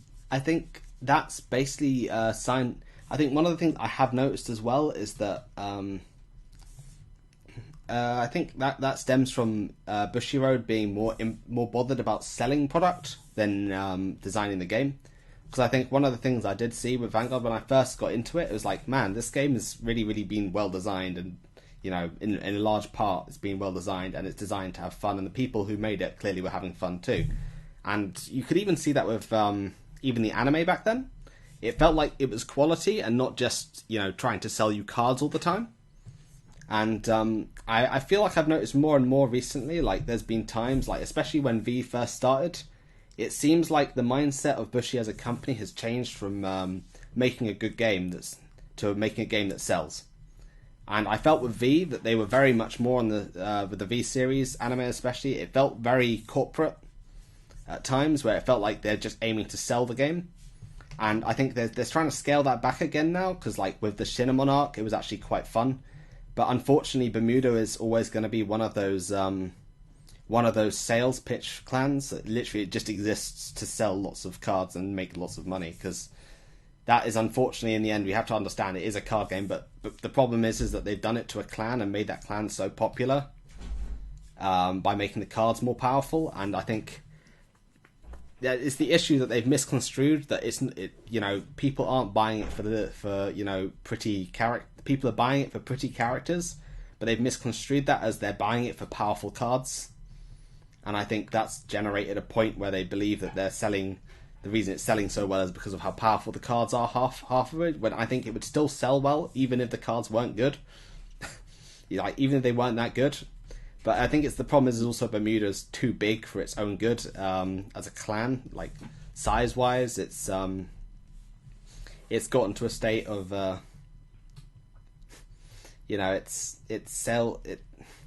it hasn't. They've got so many cards that they don't have enough effects to go to them, so they've just nicked other clan stuff and just slapped it on there, rather than just sticking to like a bounce playstyle or a column playstyle like they used to have. Yeah, I really do miss that, because like the clans, like, and I understand you have to change identity a little bit, but the clans having their own identities was a good thing, right? Because that meant by knowing what your clan can do and what it can't do, you know what the good matchups are and what your bad matchups are. So you make sure you know what to do in your good matchup, and you make sure to know exactly what you need to do in your bad matchup to hopefully counterplay and change it better if there is counterplay. Yeah, I think that's quite an apt description of the current situation. Oh dear. But in general, yeah, it's been, I think, one of their big failing points is profit over the game. And while yes, the game is designed to make profit, there is a point at which your game will falter and fail if it's too focused on profit. And they have to be careful. And I think that's hopefully something they'll help solve in Overdress, and they've been looking towards solving ever since they seem to have sacked the previous balance team, who made Luard and Gurgit. But anyhow, shall we move on to the next? I haven't talked on it yet. Ooh. But so for implications of gifts for what I think for yes, standard. Sorry, my apologies. No, it's all good. It's all good. Is that if it stuck to manual ride, we would have been okay. If it was you could only get gifts by manual ride, it would have made it fair, balanced. It would have been okay. It's when we started getting gifts by effects that it became a problem, to where everybody could kind of look at it and be like, uh-oh. Like, we didn't know it at the time, but then later when gifts got so much like power, we were like, wow, like if it had just stuck to manual ride, then it wouldn't have been a problem, as long as you made sure that decks couldn't just superior ride 3 times on one turn, because you'd actually have to play the game out to like turn 5 or 6 to be able to get multiple gifts, right? It's the speeding up of the game. I think that's the main problem. Is they're like, well, the game is now limited by, how many times you can ride per turn. Let's increase that, and then let's increase how many times. And then it's like, why is it limited by that? Because of the amount of gifts you get. All right, let's increase the amount of gifts you get so the game goes faster. And that's partly what's driven the number of gifts that we're getting is the fact that they've decided to make the game faster and faster and faster, until you get to the point where it's so fast that unless you're getting an extra marker like blood, for example, with the grade 2, the new Vanquisher stuff, it just doesn't feel like you're going anywhere. You're not going fast enough unless you're generating 2 a turn, which is partly why the new Chaos Breaker is like a breath of fresh air, because it's like put those back. I quite like that. Exactly. CBD is going to look at a lot of force spamming decks, or not just force, but gift spamming decks in general, and it's just going to be like, no. Slap on the wrist. Like, I'll teach you to spam. Yeah. Stop littering. Oh dear. But for premium, the implications of the gift is, I completely agree with your point that it makes gift cards so much better for that ride, to where like there's no reason not to play a card without a gift unless its skill is so like overpowered that it just makes the gift look like a hot crap, and like it's usually not the case most of the time. And not even to mention, with gifts in premium, some decks have taken that in premium and have just gone wild. Like we were talking about for NOK, like when that became a premium combo deck where you could just get 12 protects in one turn, like what the heck? Like, I mean, I like think where did that come from? Yeah, but I think that's not so much gift markers on that one. That's more because of the design of No Life King. Became the problem of the card worked too well with previously designed or newly designed cards like Gastile, where I think that's another case of Bushiroad just needs to man up and choice restrict a few things. I think is the best description.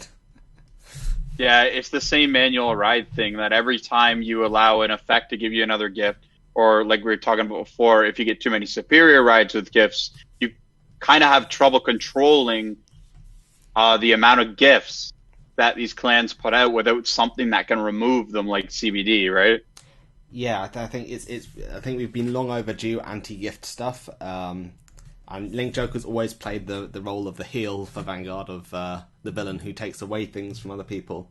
But I think it's gifts have been. I've liked the implementation of them, like as a thing. I mean, I think Axel's still too good, but overall, I'd say, like, I think maybe a change to the way that the Vanguard board looks like might be a good idea, or something like that. But I think overall gifts have really been, they've been too numerous, as you said. Like, it's just been too numerous, and we haven't had enough stuff to stop it until now. Like, there's nothing keeping it in check. And hopefully we might see a bit of that with Chaos Break. Yeah, so question number 6, reprint issues in both formats. Okay. So basically it would be like, what reprint issues are you finding that are occurring in both formats? Yeah. I've got quite a bit for this, I think. Sorry. Let's have a look. Okay, so we all know at this point that we don't have enough reprints in the game, right? So if you look at a game such as Yu-Gi-Oh!, there are like 6 different... I think there's at least 4 reprints of the same card, a different various of, rarities even. And as time goes on, they make sure to reprint lower and lower rarity, so eventually everyone has it, or special sets that contain everything. So it's similar to Festival Collection that we got, right? So we've had some reprint of power cards in Standard, so with the Festival Collection a while back. But it's been, it's got some power cards, a grade 1, a grade 2, in generally most cases, I believe, and a perfect guard. Like, the perfect guard, grade 0 perfect guards, they needed reprints. Like, that was important. Because if you weren't around for the set, it was almost impossible as a new player to get your hands on, because I like to look at this a lot from the perspective of a new player, but it's almost impossible to get your hands on a perfect guard grade 0 draw trigger, right? And so the Festival Collection at least, helped with that. But I'd say one of the biggest problems with the Festival Collection, they only reprinted 2 cards per clan outside of those perfect guards, plus all the forerunners, and you only got one reprint per pack, and that I think was a very badly designed thing. And the problem is these packs sold as much as a normal pack would, like £3, £4 a pack. I don't know how much it was in dollars over there, but like they were quite expensive in terms of what they were, because there was 4 cards a pack, 2 cards were forerunners, 1 card was a reprint rear guard, and 1 card was a perfect guard. So while you got the guaranteed perfect guard, it didn't really solve a lot of the issues with the reprints, because what we really needed was a pack that maybe contained 3 reprints per, 3 reprint rear guard cards, 1 perfect guard, and 2 starters. That would have been much better in terms of value and generally helping the community, because 1 card a pack, basically it was a money-based project at that point, because, it's 1 card a pack. It just wasn't enough. So the 1 reprint set we've had so far in that regard for Standard has just not been well organised. I'm hoping that the Festival Collection, they'll have a few more cards in it not Festival Collection, the Clan Selection will have a few more reprint cards per pack, because as things were done in the previous one, we didn't get anything, worthwhile in terms of the number of cards we're getting. So that's just from a market view, that would have been preferable, because if you looked at the price for things like Coral Assault and stuff, you were expecting it to go down on the market, but it stayed roughly the same, and even worse, the new versions of the card basically went to almost the same price as the old version had been. I think another problem would be that the Bushi, they very narrowly filter what they give us when it comes to the reprints. So there's quite a lot of older reprints, such as, for example, the old Tidal Assault, which could still be considered, viable or useful in some ways for Standard. So that I'm talking the Triple R Tidal Assault that was also printed in OR. But that card hasn't been reprinted at all. So the last time it was in the market was, back during Champions of the Asia circuit. That set about 3 years ago now. And so if you're looking for one of those now, unless you get lucky, it's a bit like gold dust around here. You won't be able to find those easily or cheaply as a new player, for example. So you won't even be able to give them the option to test the cards out, and that can be pretty scummy, because we've had Coral Assault and we're getting Coral Assault again. I feel like that feels a bit weird to me, although I do appreciate that Coral Assault's a good card, so it's worthwhile to have multiple copies of. I definitely remember picking up a box of it just because, even though the pull rates are bad, you would just take all the stuff and you just sit on it. And then when the prices go back up, you just sell it all. And so for a seasoned player, it was great. But you're right. For a new player, it didn't really make access to it any easier. Yeah, it didn't fulfill the purpose of what it was meant to be doing, which was just allowing easier access to older cards for a lot of people. It's like, what's the point then at that point? Because the prices were so high for it as well. I think another argument in that is that we saw the Baragios reprints, for example, right? We got reprints of the Stride Fodder searchers, the new searchers, right? Hmm. And at this point, right, I would have much preferred that they didn't take up a triple R slot. I think as things go on, and I'm hoping they'll do this, similar to the old Stride Fodder, right? I hope that they the actual Stride Fodder, not the search ones, like the old searchers. I hope they print them at a lower rarity as time goes on, because it's like you can afford to print it at a lower rarity, but I can understand that they wouldn't print it at a lower rarity until they've got every clan a version of the the searcher, right? Because if you start printing them at lower rarities before every clan's got one, people will go, well, I just won't buy the set then, because I know they'll eventually come out at lower rarity and I can wait till then.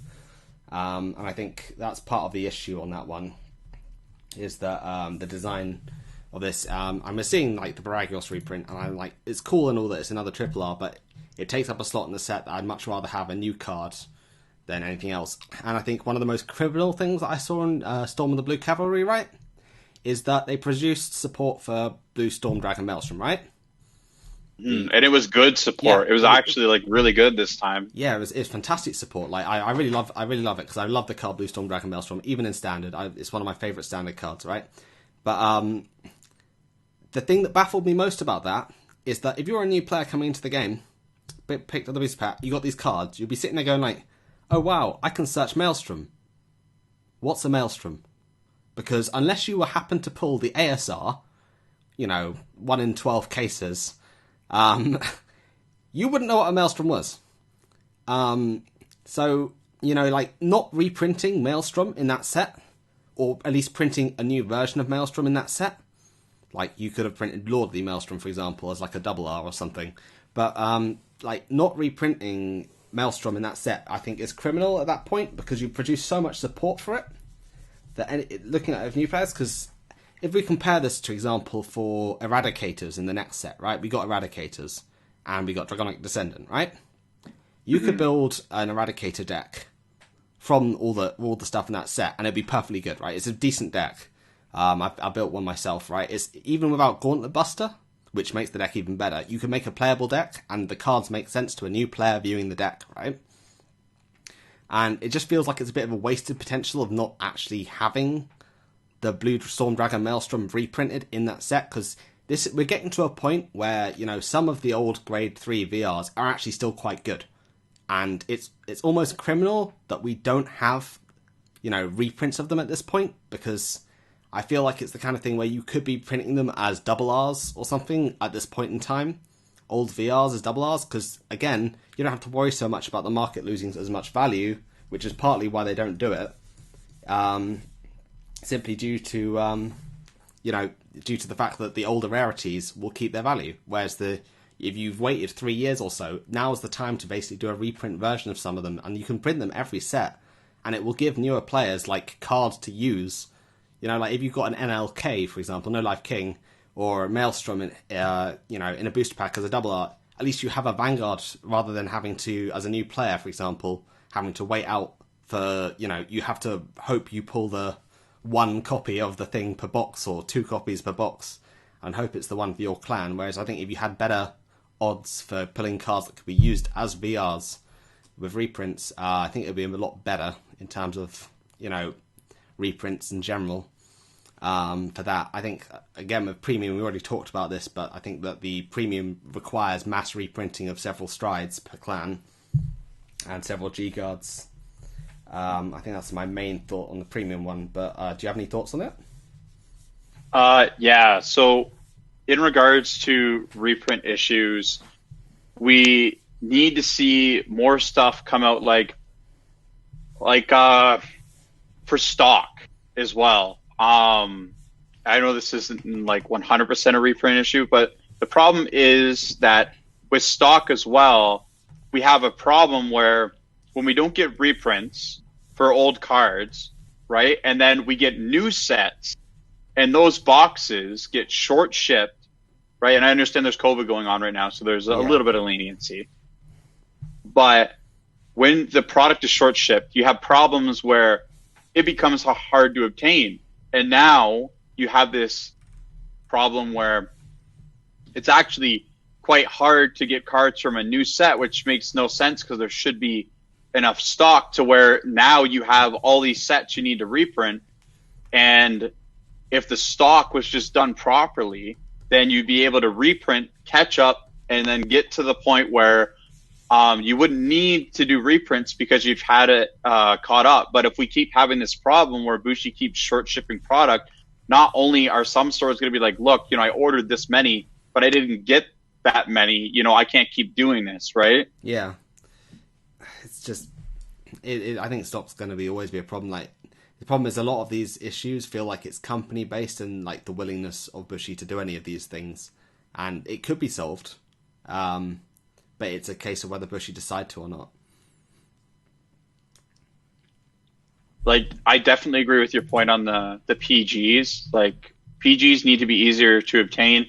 I think one thing that could really help with reprint issues is they should reprint the low rarity, but don't reprint the high rarity. That way, if you want to get a card and you want to keep its value, it's not always going to keep its value at high rarity, but you at least know that if you get a high rarity card and it becomes good again, it's not going to get reprinted.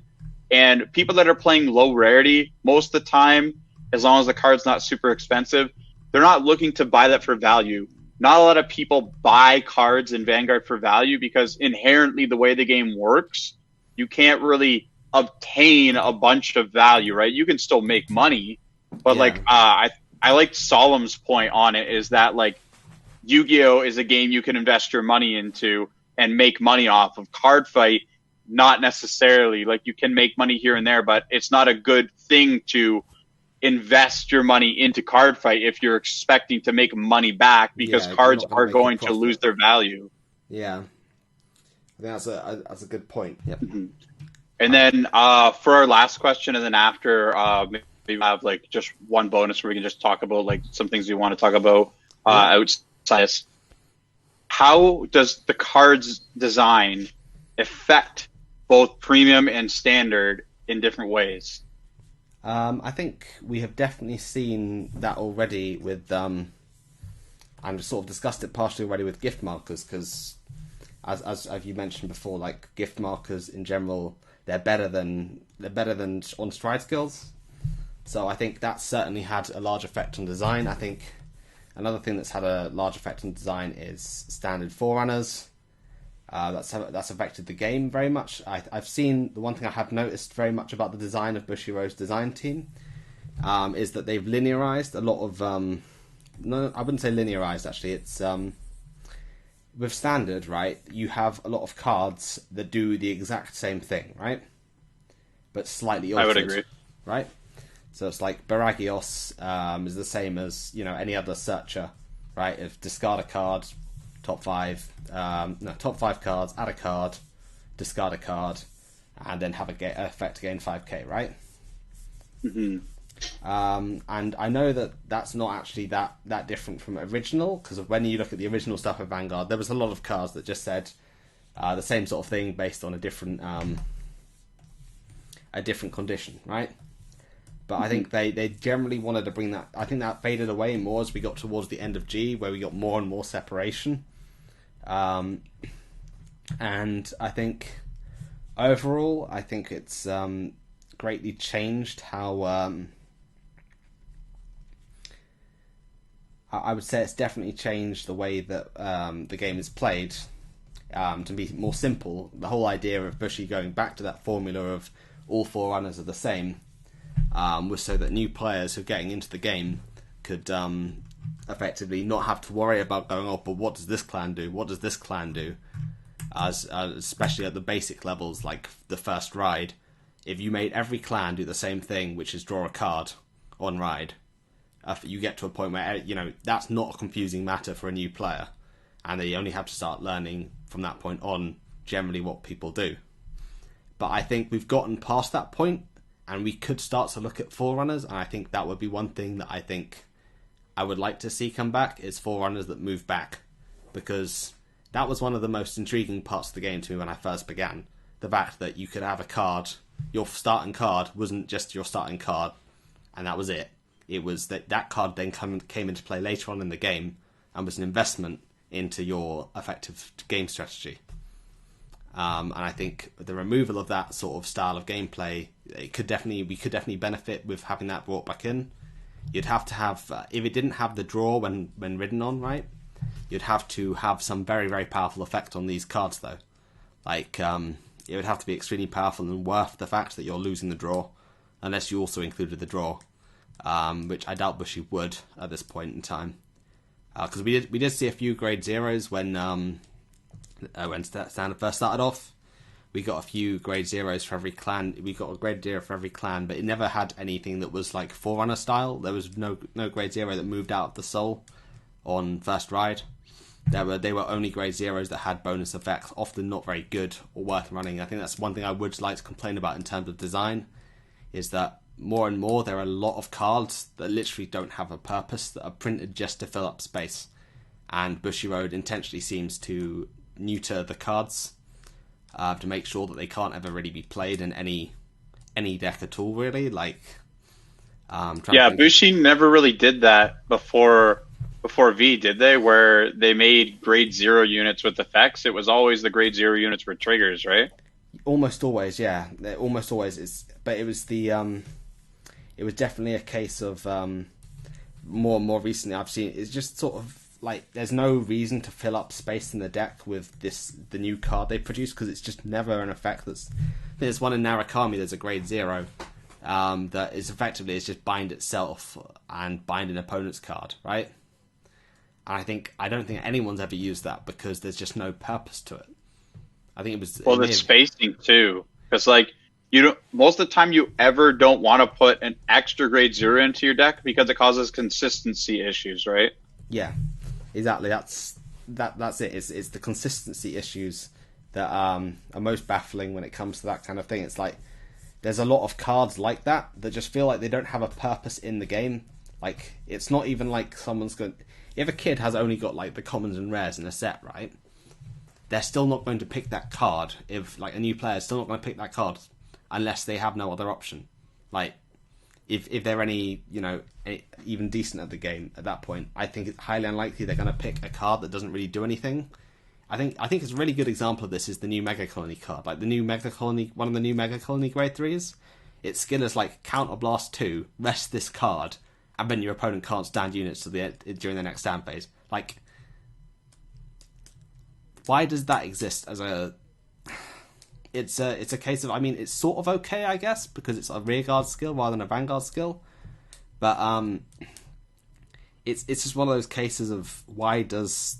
There's several cards every set that I just question the existence of, because it's like, this card is just filling space, and I would much rather prefer, because there's also another thing I've noticed is that there's a lot of... Basically, most decks at the moment are just the high rarity cards most of the time. Like, you can build a deck just from looking at what the highest rarity cards are and throwing them together in most cases, right? And while that's always been the case because it needs to sell the game, like, the best decks will be the higher rarity decks, I do like the fact that there's quite a lot of times where you'll be like, man, I need, like the old Genesis stand trigger that stands a card when it's soul blasted, right? That card is very, very powerful. That card was just a rare, like a normal rare, and it means it's very, very abundant, despite being a really, really powerful card. I kind of miss the feeling of knowing there's cards around that are very, very powerful, but, you know, they're just commons. Like, we do get a few of them, but I don't feel like they've been as numerous as they used to be, where it's like, that card's kind of game-changing. And it sucks, because, like, that's part of the fun of cards, is that sometimes you'll look at a pool and you'll find something that's super good that maybe only one person has found out, and you're like, whoa, that's amazing. And then it's ultra cheap, and then you pick it up, and then that person ends up like topping with that, and then it makes that common card popular or rare card popular. Like, that's a cool thing of card games. So not having it as much is somewhat of a bummer. Yeah, it's like Riptide Dragon. Exactly, it's basically Riptide Dragon. Riptide Dragon was a cool card because it's like, this is a common, yet it's actually quite good, because it's like, you might not think it is when you first look at it, but after you realise, like, what do Aquaforce lack? We can restand stuff all we like, but we don't have any power on the first stride. Suddenly you have a unit that's like, hello there, I am 32k per swing, do you wish to use me? And it's like, yes, of course. Maelstrom plus Riptide equals, do you want to eat it and Delicious. Take damage, or do you want to let me restand? Win-win for me. Win-win for me, exactly. It was just, there's so many good things that came out of like that common card, and I think it was a lot more common to have common cards earlier on in Standard. I think they started this method of printing high rarity more to be the good cards, like after the beginning of Standard. I think they stopped doing that as much. I'd say, I think card design wise, I think Limit Break would have been a really good thing for us to have. Personally, I would have loved to have Standard cards locked behind Limit Break, because Limit Break as a mechanic, not only is it iconic to the game, but it also means that you can print powerful effects at a greater cost, effectively. You can have more powerful effects, like some of the original starting effects, like, you know, let me think, Deer, right?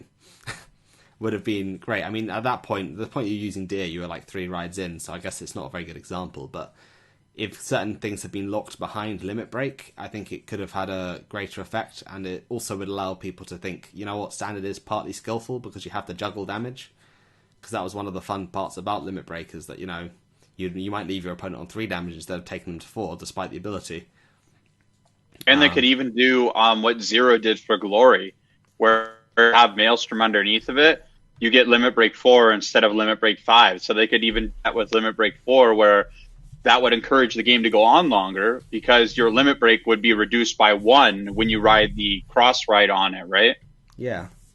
It's that factor of the original Vanguard, I think, did very well, was the balancing. I mean, Zero, they've rebalanced a lot of things, is the balancing of skills against cost. Like, when Vanguard originally started, there were a lot of very, very high cost effects for some things that we wouldn't consider very good at the moment, like Counterblast 2 Retara unit, right?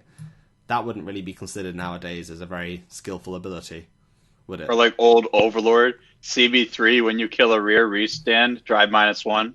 Yeah, it's stuff like that. It's that kind of skill, and that's one of the things I have enjoyed about Zero, despite like the numerous other issues I have with the game. Like, one of the fun parts about it is the fact that the costs feel like they matter. And I think we've gotten to a point where costs are so low a lot of the time that it can often feel like they don't. And I think that's kind of important when it comes to the way that the game plays. And I think Standard could have done that, because Standard felt like it was in a rush to get to the good stuff a lot of the time, and it didn't ever spend enough time on the stuff that it was already had in several cases. So I think that's certainly something. Generation Break as well definitely affected Premium as a format, and I think Generation Break has become, that was one of the defining things that you'd generally know whether a Premium card was Premium or Standard, because Generation Break, it was there as a way to lock powerful abilities. But after a while, we started to realize, wait, all these Standard cards, their abilities are more powerful than the Generation Break ones, and they don't require Generation Break or anything else generally. So it's like, why would you not have these? I never really understood that, why they brought it past GB2, because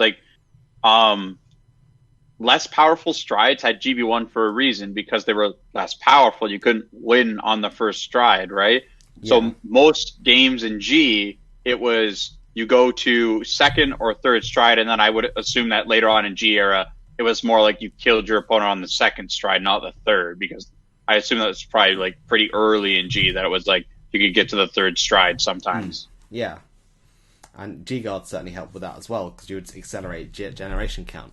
But I think that's one of the things that should have been done with the Premium Collection stuff, is that we should have had Generation Break.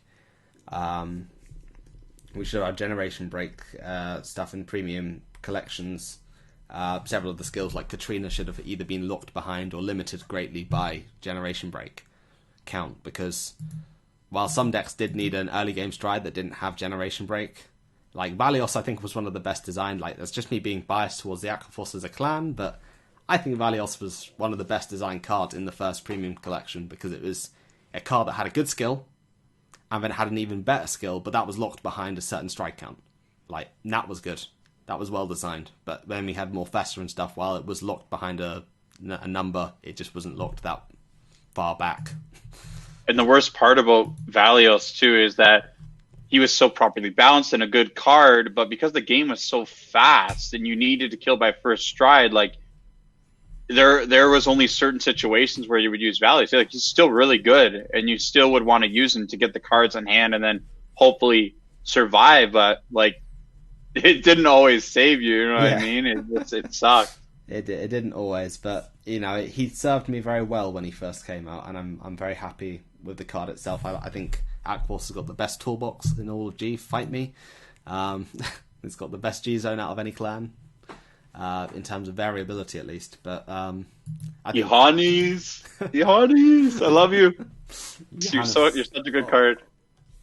I love him. He's great. Along with Galphilia, she's fantastic. Even Ice Barrier Dragon's a fun guy. I mean, it's no Trishula, but it's still good. But I think that's most things I have to say on the card design, other than guarding. Really, guarding needs improvement. I think we've mentioned this before. It's just something that we naturally need We've had power creep. Now we need guard creep to try and bring the game back to a balanced level.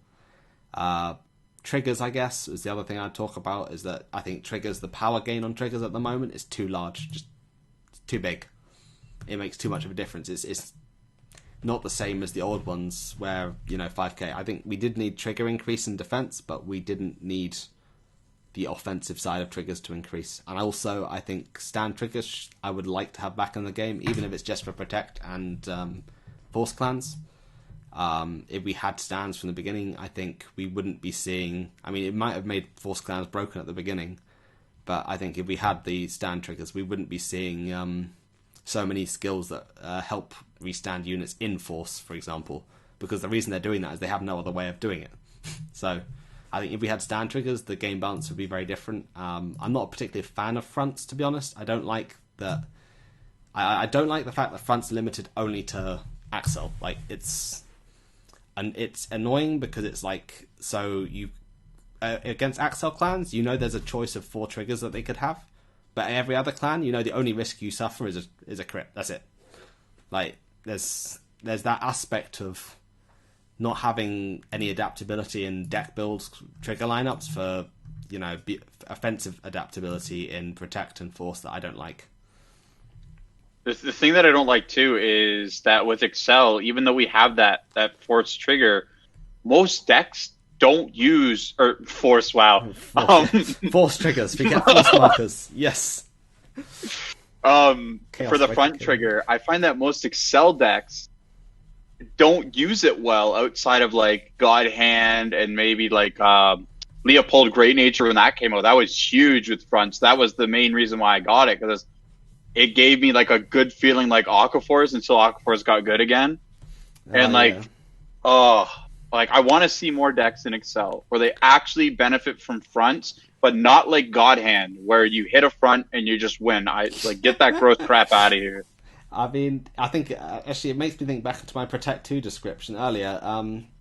Protect 2 only run if the card says work with Protect 2, and fronts feel a lot like that as well, because you have to have God Hand or True Ancient Dragon. Is it True Ancient Dragons or True Ancient Dinos? One of those two. Like I think it's True Ancient, yeah.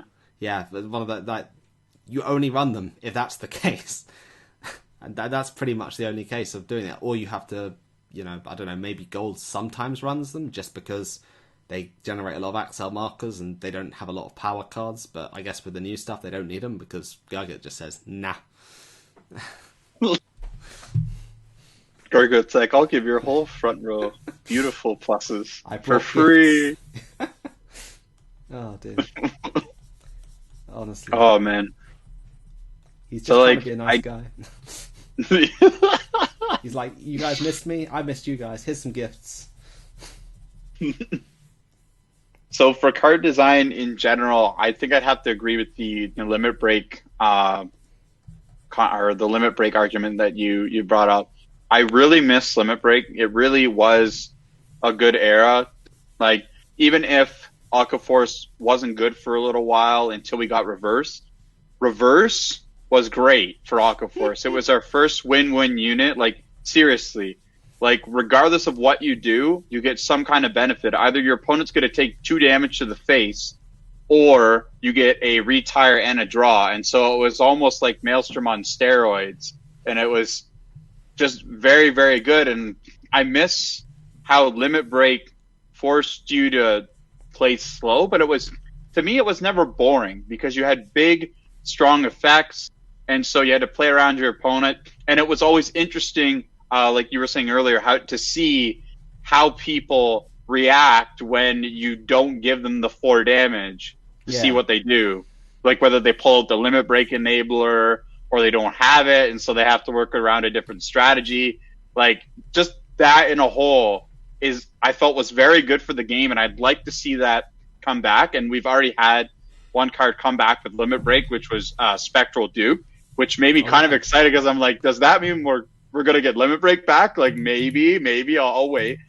But hopefully, one of the things, isn't it? They've added more effects back that actually sort of starting to hint at older playstyles, and you're right on that one, yeah.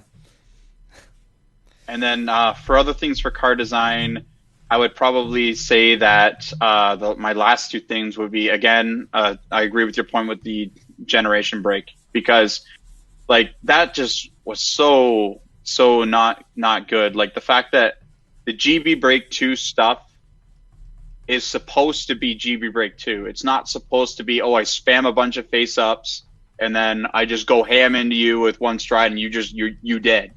Yeah. And like, that's not inherently a bad thing. But the thing is, like, not being able to go into second stride, as much as I do love premium, takes some of the fun out of it for me, because I have to play a certain stride if I want to win. And I'm a very competitive person. So having to play a certain way which isn't a way that I really like to play in order to win, is kind of frustrating. And I mean, guess there is the argument that, yes, I could just play a different deck. But I love Aquaforce. Yeah. I played it since the first trial deck. Like, it's the first clan that clicked with me. Before that, I was playing Vermilion. Like, on straight.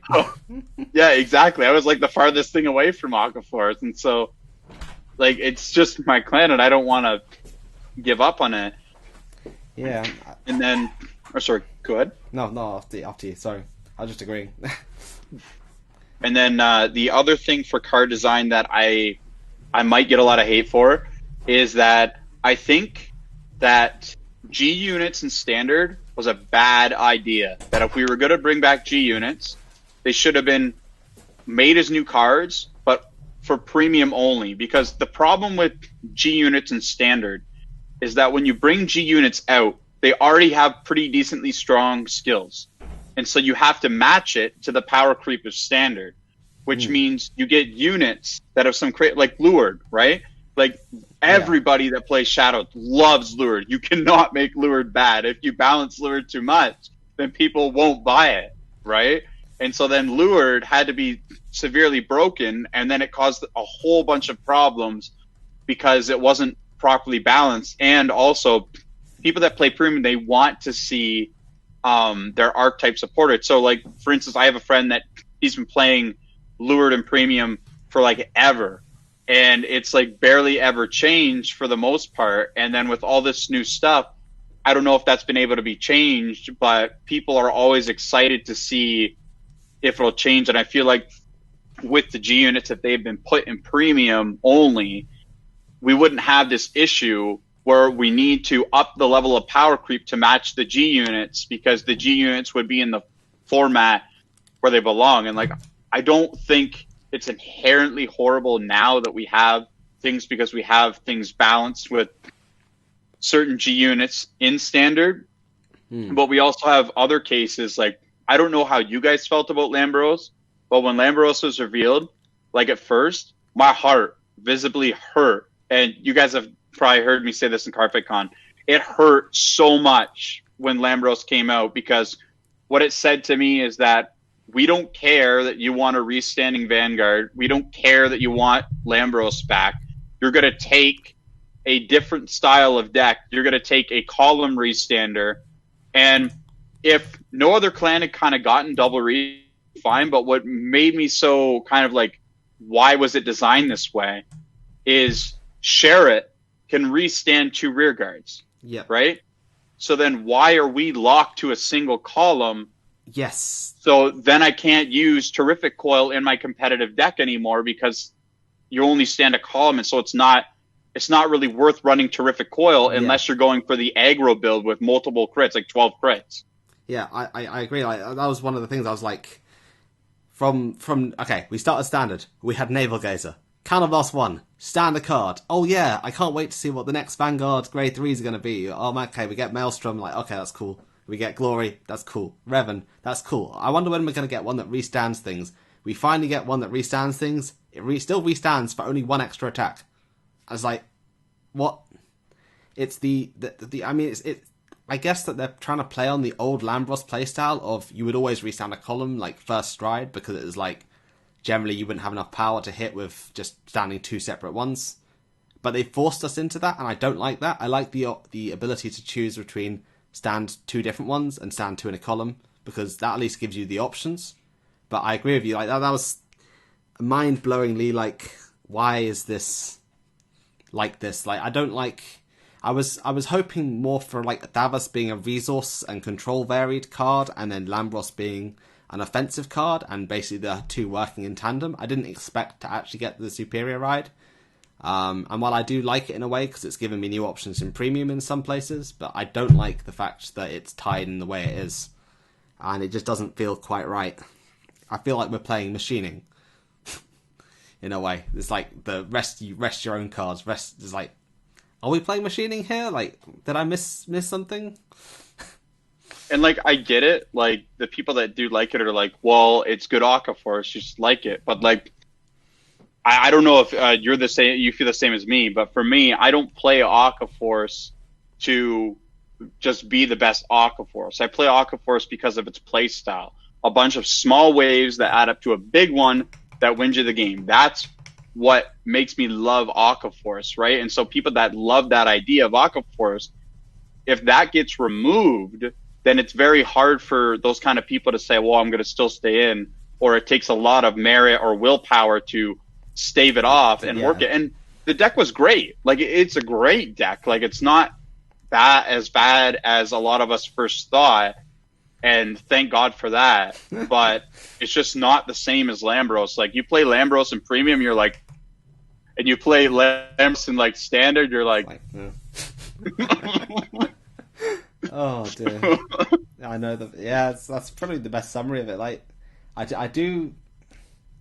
It's like the thing about Aquaforce is that it was like I can rush, I can take it slow, I can do all these different things, all these different play styles, and like it's the ability to one unit is worth two in Aquaforce. That's one of my favorite things about it. It's like your Tidal Assault is basically worth the equivalent of 2 cards because it's attacking them twice. It's like, yeah, that's cool. But I think it's very much fallen off. Like since Revan, I get that Revan was playing around with resting cards because it was like the old Revan was like, oh, the front row, if the front row is rested, gain crit and stuff, right? And we saw that in Zero again as well. And the old Ripple stuff, a lot of the old Ripple stuff actually said like, depending on how many rested stuff you have, gain skills, countercharge, soul charge, like the Legion back then. But like that sort of effect, they basically went with Revan. You know what? We're going to make Aquaforce's main thing being rested now, rather than like number of attacks building up to that huge wave, as you put it. Like, I don't know. They said instead of building up to a huge wave, you're going to build up to a calm sea because everything's at rest, and it doesn't make any sense to me in that way. We went from like starting a huge wave to going like, oh, hey, bro, you see your board over there? I'm going to half nuke it. I'm going to punch you in the face with a bunch of attacks, and if you don't die, I'll just guard and then do it again next turn. And then I'll steal your puppy, just on top. Because like Thavis's retire, holy crap, that's so much value, man. I do like that. It felt nice to have the retire back again. It was like, yeah, at least it's something like similar to the old one. It's control and it's targeted retire, and that's nice. Like, but I don't really like the way that Thavis. I wish that he had another rearguard skill. I feel greedy for saying it, but I wish he restood. But it is what it is. He's still good, but we're still yet to get any extreme rearguards that are both good on Vanguard and rearguard in the same degree as some of the other clans do. And I think the other thing for card design and formats, Revan was really good for Aquaforce. I really did enjoy it. But what sucked is after Dragon's Vanity, there was so much power creep that in order to make our deck viable, we had to run an order card. So we had to make our deck less consistent, even if it's not huge, to be able to play it. Because without this order, we weren't able to combat the meta. And so we had to run that book, because without book, it just wasn't possible. And I feel like that was a very bad design choice because, yes, we needed a power creep, but like that was insane how fast Revan just went from being super good to just being like mediocre. Throw the book at it. Yeah.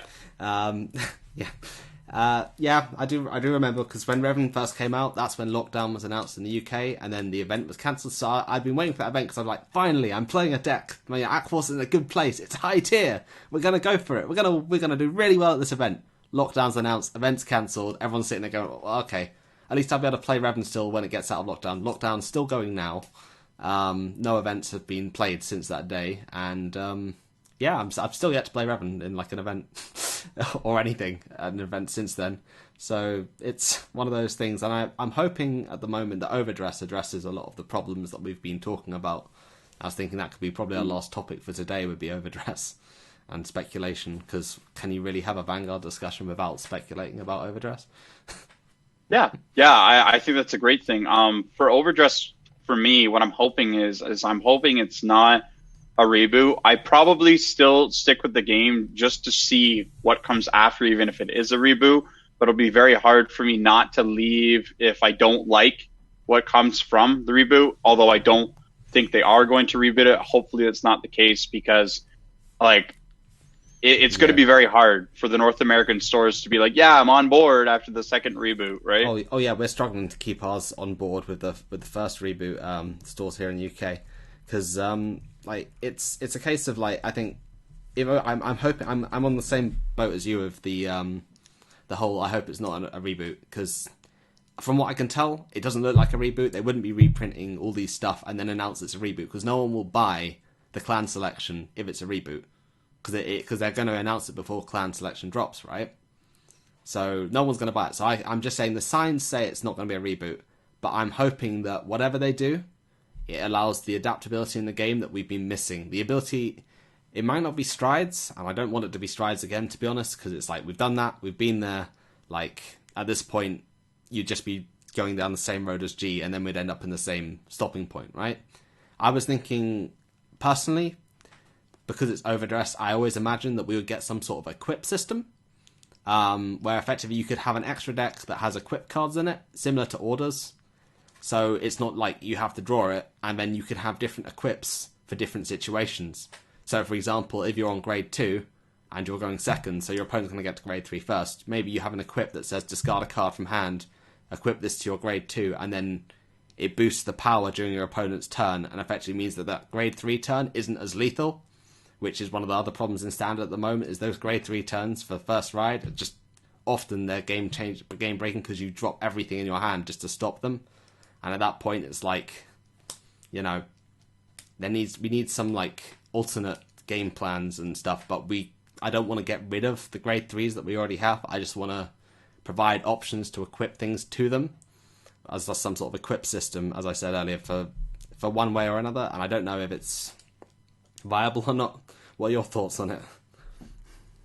So the biggest thing that I'm excited for with Overdress is the anime coming back again. Because the biggest thing for me was watching the anime and seeing your character play with your unit and getting to see it in action and getting to see its skill in action. Yep. Like, that was the best. Like, you got so hyped from it, and you were like, oh, I can't wait to get my... Like, I remember when Aqua Force was still, you had to do 4 attacks. Yeah. And then we got Revon, and Revon really wasn't that good, but I was so hyped for it. I'm like, what do you mean we can only do 3 attacks and we can actually do all our stuff? It's like, oh. Like, I was like pumped. And I missed that. I missed the anime moments. Yeah, I missed that moment when Koji Ibuki beats Aqua Force with a trial deck. But, like, you know, delete a trial deck, go! I mean, I get what you mean there. Like, aside from moments like that, which was just more funny than anything else, it's like, you're telling me you lost to Glory Maelstrom against the trial deck deleter user. Okay. But, like... I do miss those moments because it is important. Like, I know I have plenty of friends who are big fans of things like Blaster Blade simply just because of their presence in that series. Like, to me, I think that the anime has always been the best card game anime I've really watched. I know there's a lot of people who are big fans of Yu-Gi-Oh! Like, you know, fair enough, they're big fans of the original season. But in the same way, I'm like a big fan of things like the first season of G, for example, and Limit Break. Like, I love those seasons because it felt casual in a lot of ways, especially G. The first season of G was like super casual, like nothing crazy going on. It's just a guy learning how to get into the game, and I was like, man, this is kind of nice to just sit and watch an episode, you know, relax for the day. And I think it always just had that feeling of not being something trying to sell you something as much as trying to tell an interesting story. Like, I think that's part of it. As much as it is trying to sell you something, it's trying to sell you the card game. Like, there's no question about it. But it's that feeling of going like, yeah, I think that it felt like, you know, Vanguard If, right? That released. It was fun at first. It was really memey, and then it's all like, okay, can we actually have some card games now? Like, we've enjoyed the memes, you know, Koji getting thrown around and stuff like this, fun, but exactly, like the weird ass Ibuki laugh. Yeah, I've got so many memes in a folder for that. But like, it was one of those things that's like, we would really benefit from having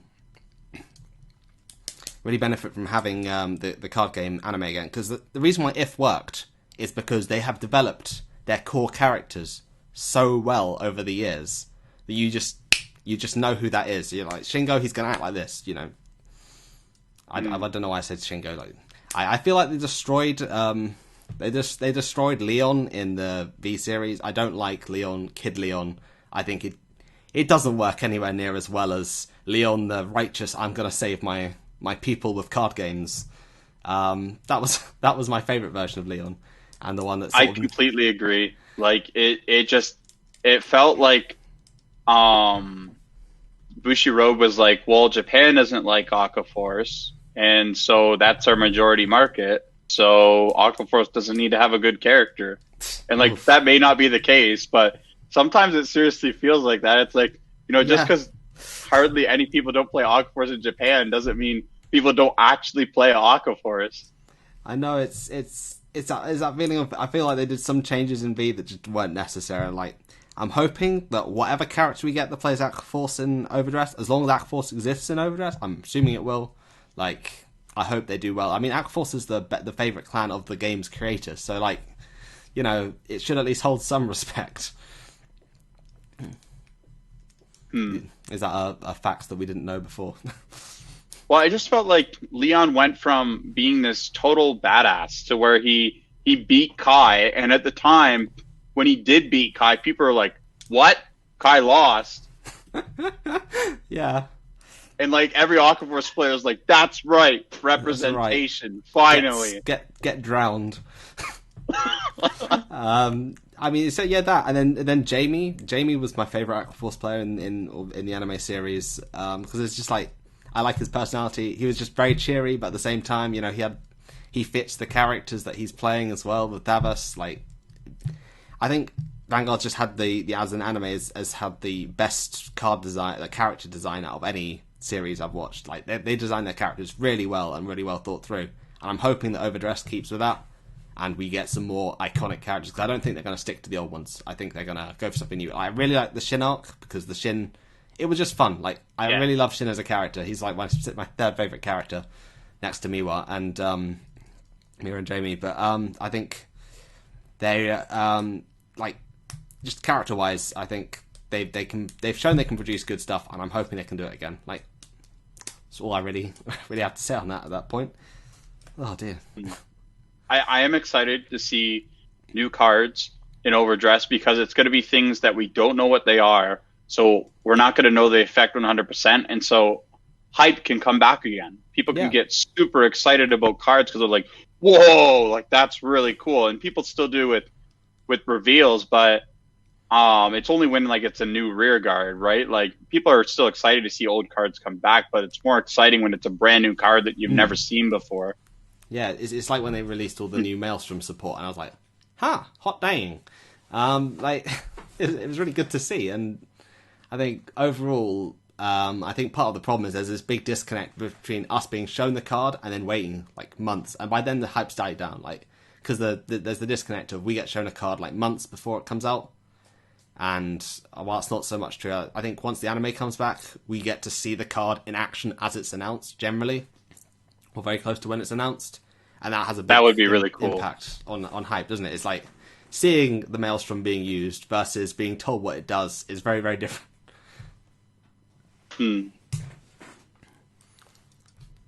Yeah, and then for our bonus question, what is your favorite deck in Standard, and what's your favorite deck in Premium?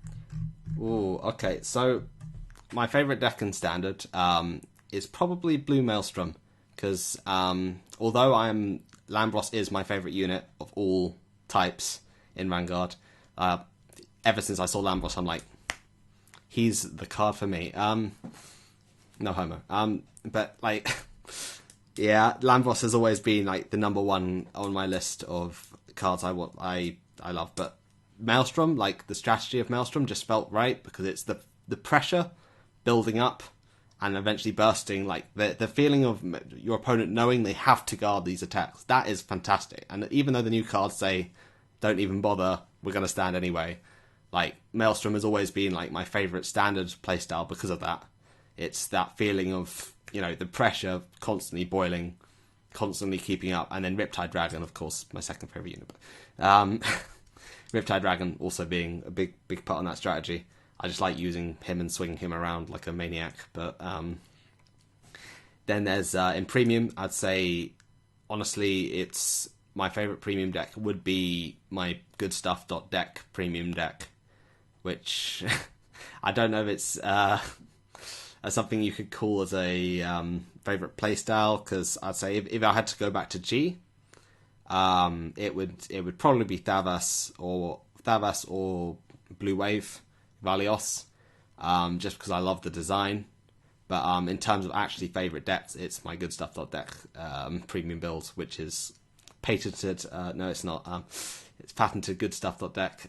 It's like using powerful grade 3s to pressure your opponent on your first grade 3 turn, and then if you're going first, so that their stride turn has less effect because they have less resources, and then, you know, having Gem Bolt just does everything for you. It's great. But like that would be my response. Probably Davos in terms of favorite premium deck. So, yeah. For me in Standard, my favorite deck currently has to be Lambros. And if Deleters was good, Deleters would probably be one of my most favorites outside of Aquaforce.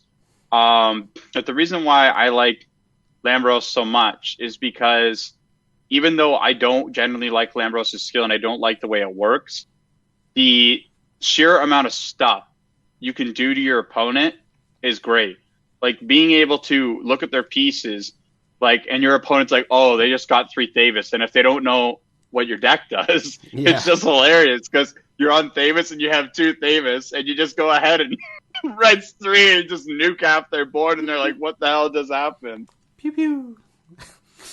It's just, it's beautiful. It is. And then beautiful. On top of that, the best part is that as long as you can rest 3 rears, if your opponent damage denies you, you can still superior ride and just not use the restand skill, and you're still getting +10 and +1 drive on your Vanguard. Yeah. It's still pretty good. Like, oh dear. And then being able to like have some semblance of telling Gurgwit to F you is kind of nice. To put Gaga outside with the dogs. It's quite nice. I can agree. Oh dear. It's like you can be the dog sunshine. Stay out there. No one wants you in here. Well, guys, thank you so much for tuning into the stream. Thanks, Vanguard Ocean, for collabing with me. It was really fun. Thank you very much for asking to collab. Like, I didn't think it was actually going to happen when I first suggested it, and then, you know, you made it happen. It's, you know, 100% credit for you on that one. You're the one who organised most of it, so I can't claim any credit for getting it all set up. Thank you very much for having me on as well. Like, it's been great. You're welcome. It's been real interesting. Been awesome. Although I feel like I've spent the entire time talking, and I feel like I have blocked most of You're good, man. Oh, this is great. Like, I'm really hoping that this helps people see both formats in a different light. I don't know. I just complained about both of them. That's the last 2 hours. That's good. That's good. People can see the positives and the negatives of both, right? Yeah, exactly.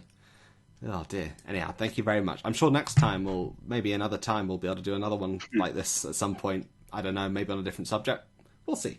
Sounds good. Even more what's your tagline? Because I have a tagline for signing out, but I don't know your tagline.